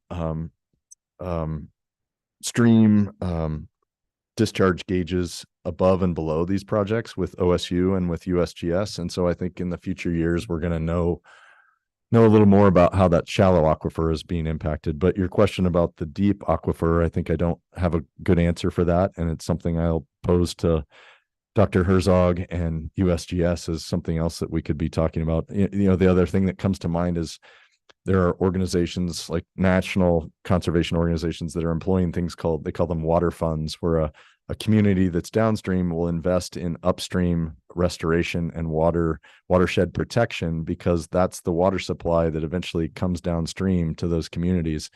It feels like for Bend anyway, they're working closely with the Forest Service on Tumalo Creek and Bridge Creek and thinking about how to protect that watershed.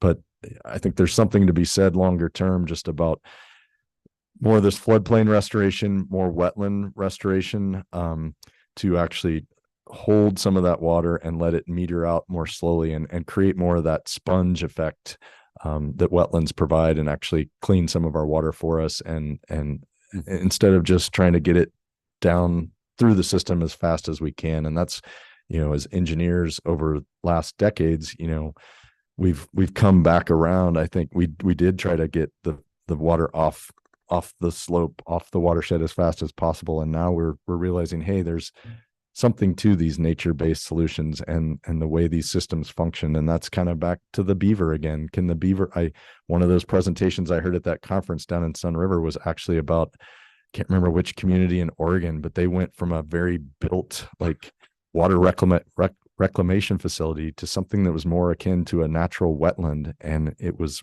more efficient, created cleaner water. And, so these nature-based solutions very much have a place in our society now. And that's part of what we're thinking. It's just one aspect, I guess, in this floodplain restoration. There's value in putting nature back. And I'll just say too, you can't do this in all places, right? Like where there's infrastructure, where you've got homes or buildings, or where you have productive agriculture, ranches or farmland, you wouldn't use this whole floodplain by any stretch. You'd want to keep that for ag, but that's part of the reason why we're working with Deschutes Land Trust, where that property has been purchased as a nature preserve. So we're trying to maximize the site for ecological uplift for fish and wildlife. And so I just mentioned you wouldn't do this sort of restoration everywhere, certainly. But yeah, thanks for your interest. And any other questions today? Thank you, Chris. Yeah. Yeah, great to hear from you. Yeah, appreciate your time and support. Thank you. We appreciate what you do. Thank you. Item number 4. Thank you for your patience this morning. I see you, Joe. And Captain Schultz.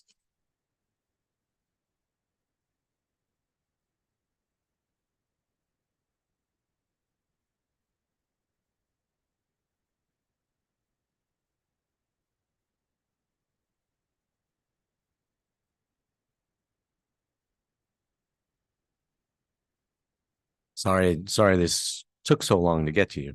You know, everybody's busy, so. Thank you.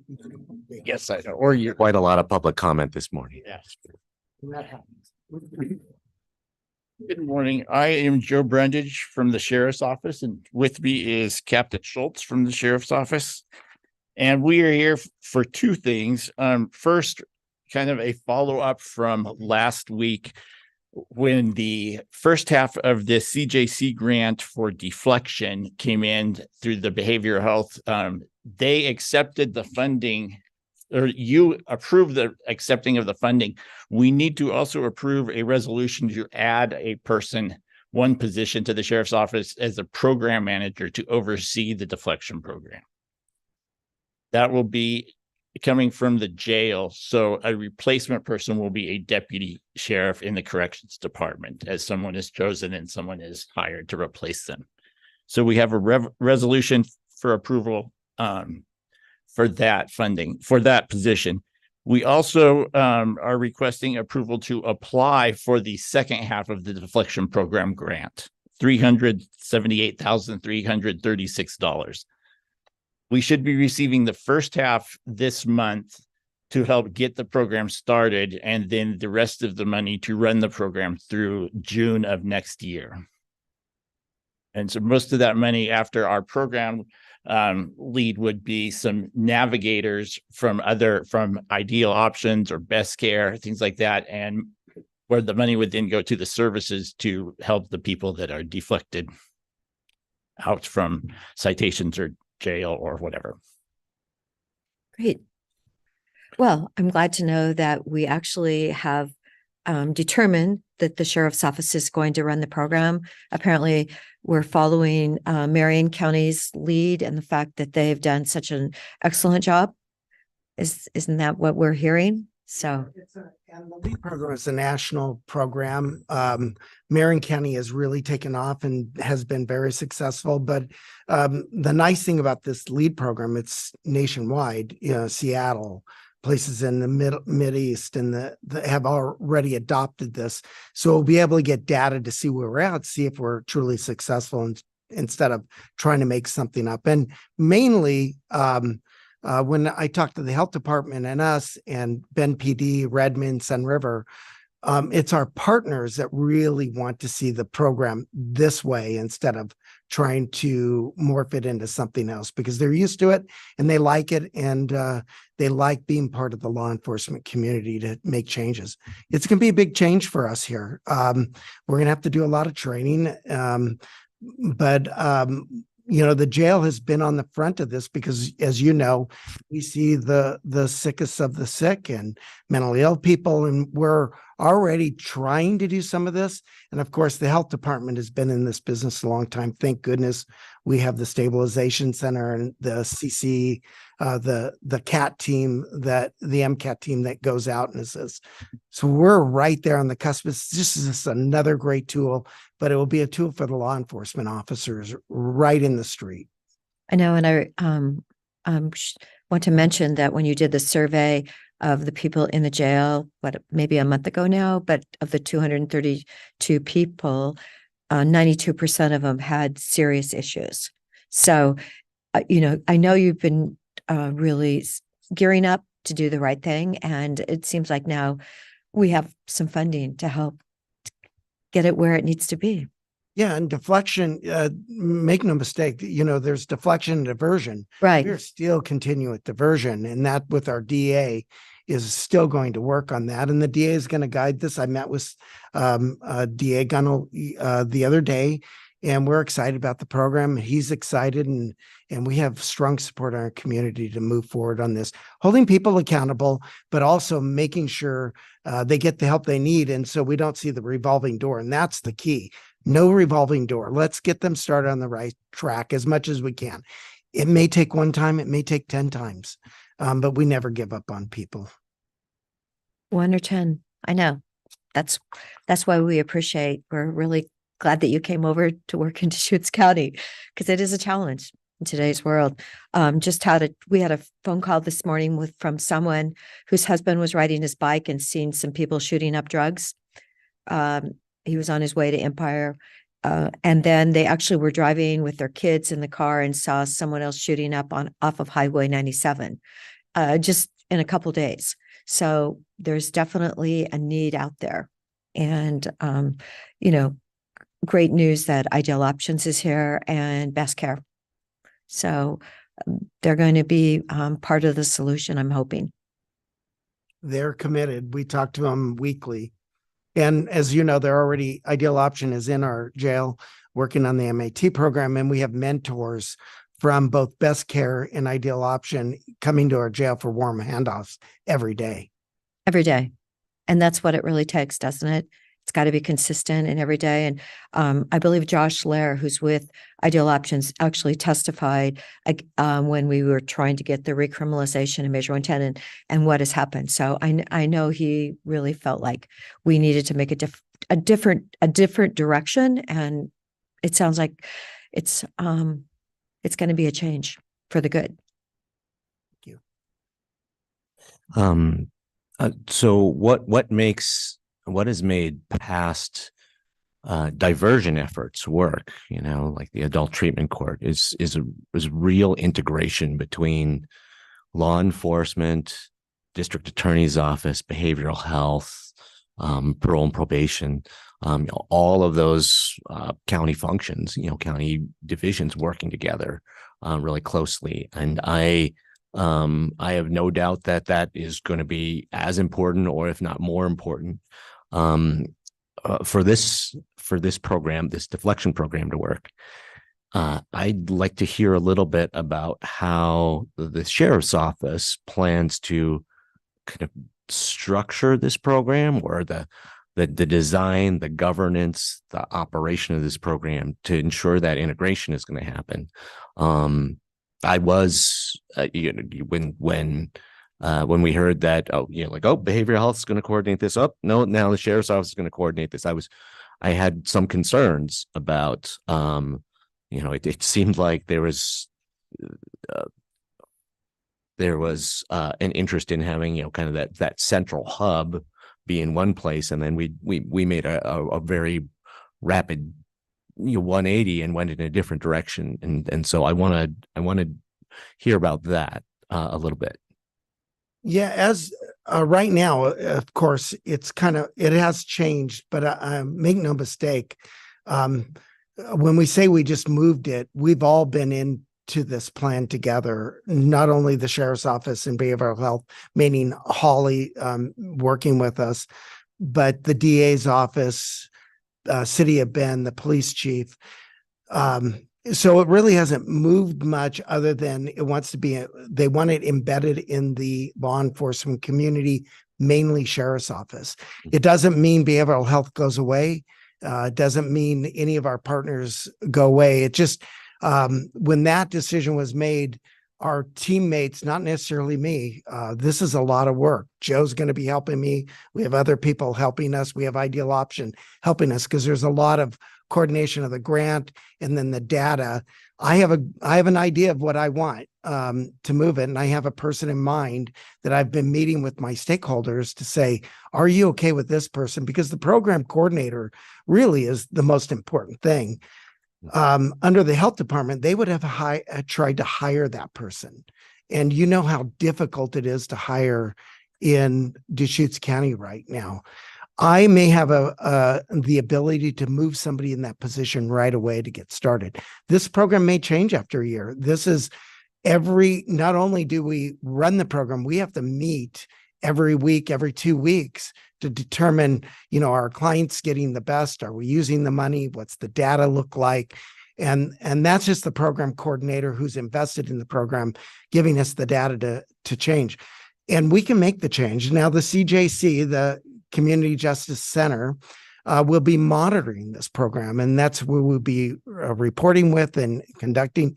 And part of the grant requirement is we're all involved. It's just not one person. So when we say it moved to the sheriff's office, I don't necessarily think that impact is as huge, because we're going to work with them. It's just really going to be embedded at the sheriff's office. I have to make plans. I have to talk to our sheriff. figuring out where they're going to be housed. There's nobody that has room right now, but we don't want to miss this step because that's really a small piece on where they're going to be housed. Although we'll supervise the person because it will be a deputy's position, they'll be reporting to all of us. Mhm. And who at the sheriff's office will be the supervisor for this position? You're the program coordinator. Yes. I'd like to, right now that's undetermined. I have ideas and I don't mind coming back as we go through once we get the grant determining that. But I have a lot of ideas on that. And I'm meeting, actually, we're late for the meeting today. I'm meeting with Redmond PD and our law enforcement stakeholders to kind of hear what's going on. But I've made mention of some ideas that we've had to run it. And once we're finalized with that, we'll certainly let you know. I just not 100% sure of what if that would be, because they're really my ideas. Do you have a better? I mean, You mean supervise the coordinator? Mhm. Yeah, not who will supervise you? Oh, that or would what- probably be me as we move forward with my other teammates. Yeah. Right. Sorry. You know, I took a long Captain way. Schultz, the complexity of these problems and the need to integrate all of those different county departments, particularly the need for these people to really understand this position, to really understand effective behavioral health service provision. I know that I know that you understand those things, but it is a stretch. This is a new thing for the sheriff's office, and I want to make sure that we are setting this program up with the right supervision for success. And so I appreciate that you're going to be supervising them.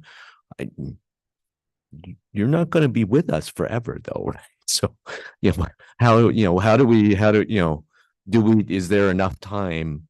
Is there enough time to get this person up and running, really get the program on strong footing and established, before you run off into the sunset on us? Yeah. He's not running off into any sunset. Don't have any announcements of retirement. But you never know what comes through. When I think about this, I want long-term success. And so I'm thinking about individuals that when it doesn't matter who's in there, whether it's me, whether it's another captain, the individuals that we have working totally understand the system. And we know that our health department individuals are going to hold us accountable too, along with the CJC and Ben PD. And this program, really, you think about deflection from jail, this impacts us more than anybody else. And we're doing that already because I have a number of levers to keep my accounts low. And I know once we get full, then everything we get opened up to more liability, more fights, people not wanting to work in our jail when our jail system's full. So we have to manage that.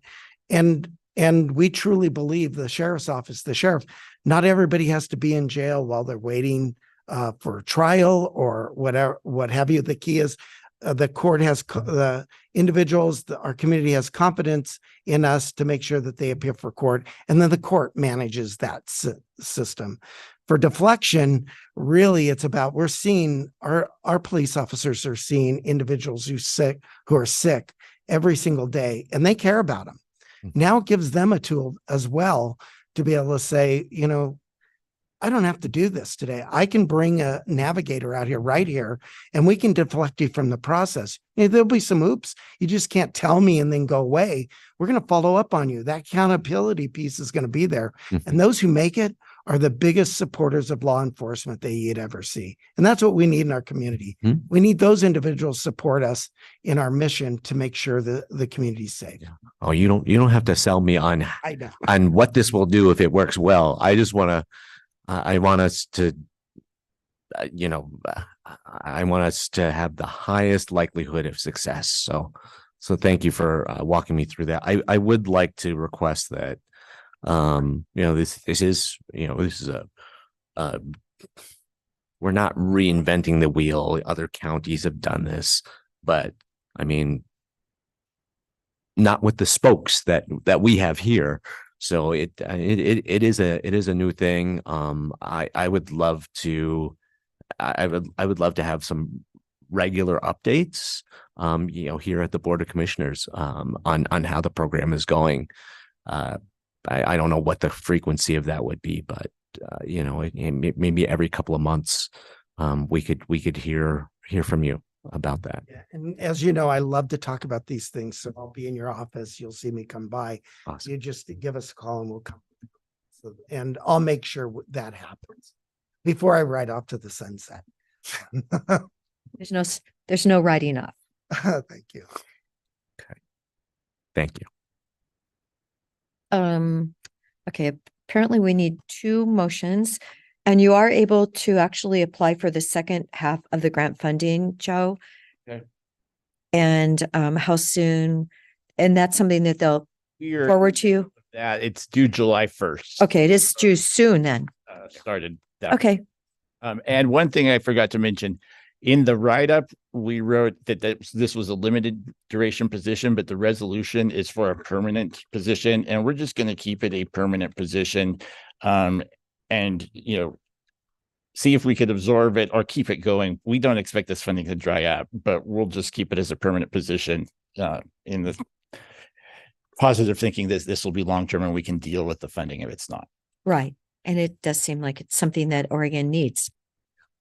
And the classification of this position, Deputy Sheriff Corrections, I mean, there's not, Yeah, this is more. you don't want to call this something special? Well, no, there will be a special position, I think, that will be created, but this is just adding a body that will have to replace that position. And so I think they'll have either a special assignment or a title for that.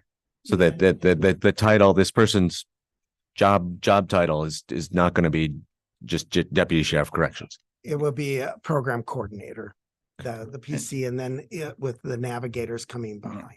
And that kind of goes to I think the way we can integrate this, and part of the reason I think the other counties that have housed this with law enforcement have been successful, similar to the pretrial release program, where the courts are kind of the inflow of who we're able to keep out. The law enforcement will be the inflow gatekeeper that deflects. And so our program coordinator needs to reach out to every law enforcement agency in the county and keep them up to date, working with the DA of these are the people we're looking for. These are the resources. And then the resources are there. So I see the program manager just really being kind of that key leverage point, bringing all our law enforcement partners and all the behavioral health people together. So originally, Andrew Doyle had told me he expected this only to amount to 100 to 50 to 100 people would be part of the deflection program. Have those numbers changed at all in your estimation? We don't know, do we? Yeah, we don't know. Mr. Doyle might know more than we do, because we'll be working with the DA Right. to funnel them through. And that will be the goal. Police officers will have to communicate with us so we can work on this to do true deflection. So there'll be training, there'll be a lot of communication. The nice thing we do is we have top-down buy-in already. So we're going to make it work. And I know there's people out there that can easily be deflected. Remember, I run the jail. I see them every day. I'm in the jail every day. And I know some of these people that I just wish if we could change that, you would be very productive. Right. We got to change it. We have to change it. Yes. So let's see, we need two separate motions, please. I'll move to authorize the application for the remaining annual funding for the Oregon Criminal Justice Commission Deflection Program grant. And I'll second the motion. Any further discussion? Commissioner Chang? Yes. And the chair votes yes. Now I'll move approval of resolution number 2024-033, adding 1.0 Deputy Sheriff Corrections as of June 1st, 2024. And I'll second the motion. Any further discussion? June 1st, 2024. I mean, so we're backdating this. I mean, I think that was. because it's already the 5th. Yeah, whatever. Match that with the grant funding. Okay. was coming in. Back. Okay. We have a lot of work to get that done before July 1st, but we have great partners helping us. Right, right. But I mean, should we, I mean, especially to match it up with the fiscal year, should we just make it for July 1st? Whatever's What is- easiest to keep for us is passing these things. Right, Kim.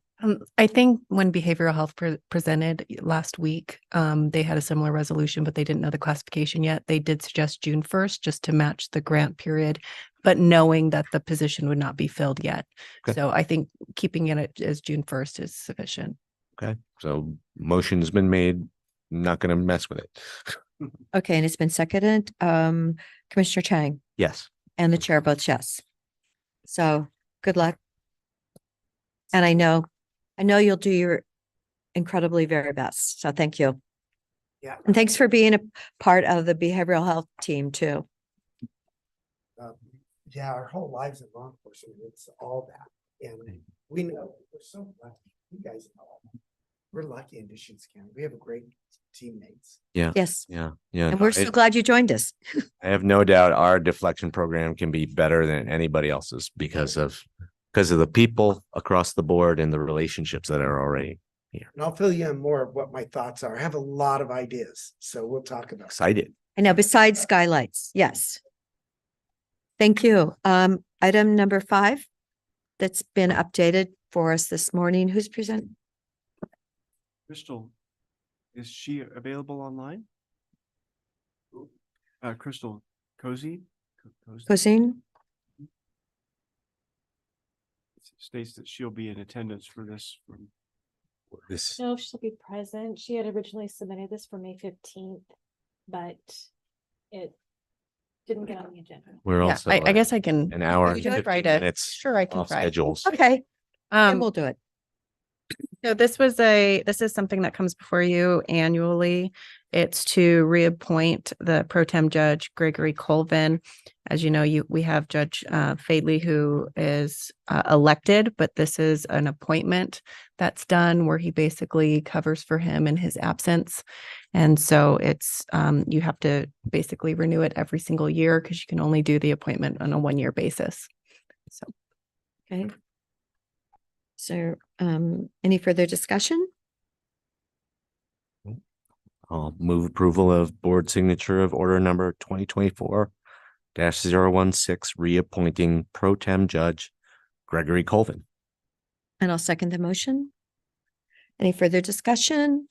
Commissioner Chang Yes. and the chair votes yes. So thank you for that. Other items? I'll just share that I attended the AOC organized commissioner exchange with Wasco County and Commissioner Thompson from Clatsop County last week on Wednesday afternoon through Friday morning, and it was I found it to be an extremely valuable experience.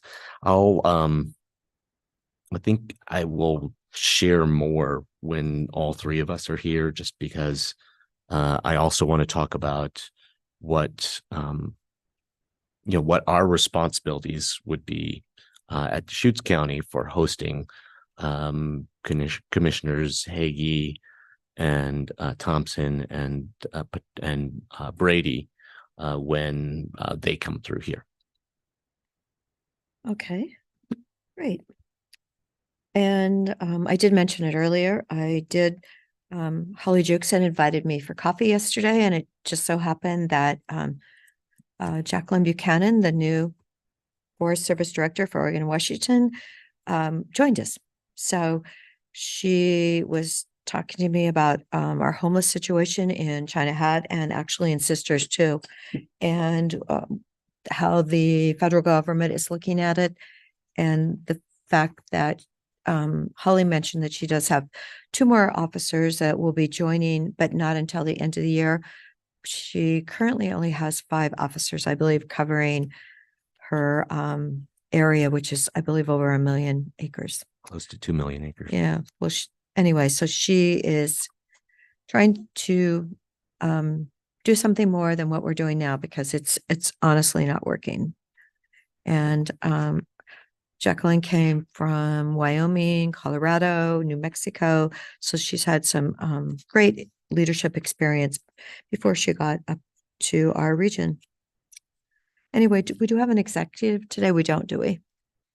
Okay. Anything else, Nick? Did you have anything you wanted to add? Nothing today. Thank you. Okay. There was one other item I should mention. People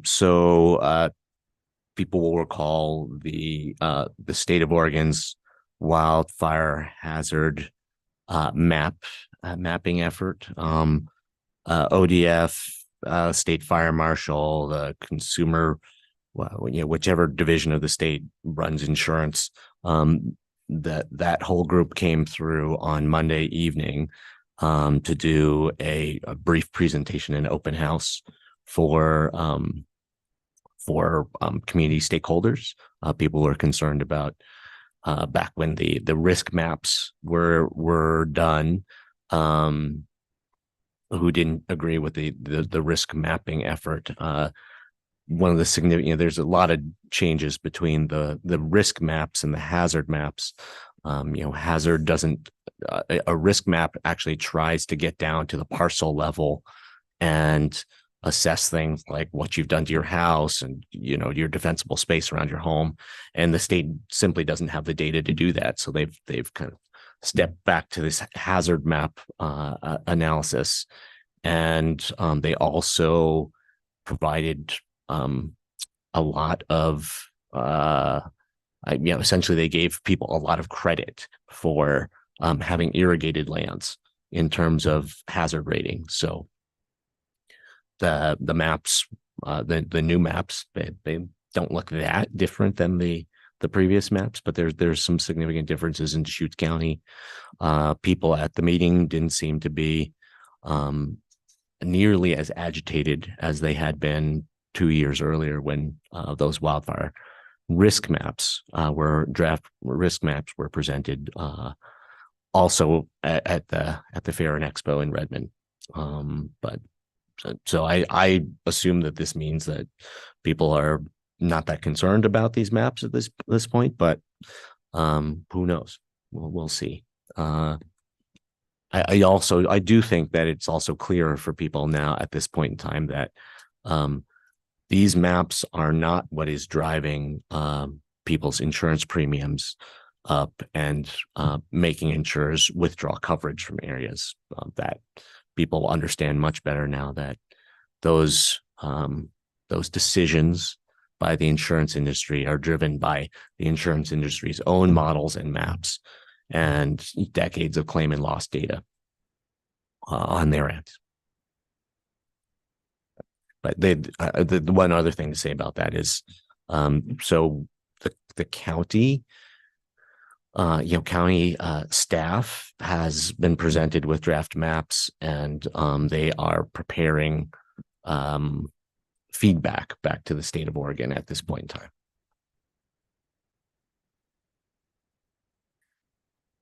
Excellent. Okay, great. So let's adjourn. We will have a meeting next Monday morning. Oh, actually 1 o'clock.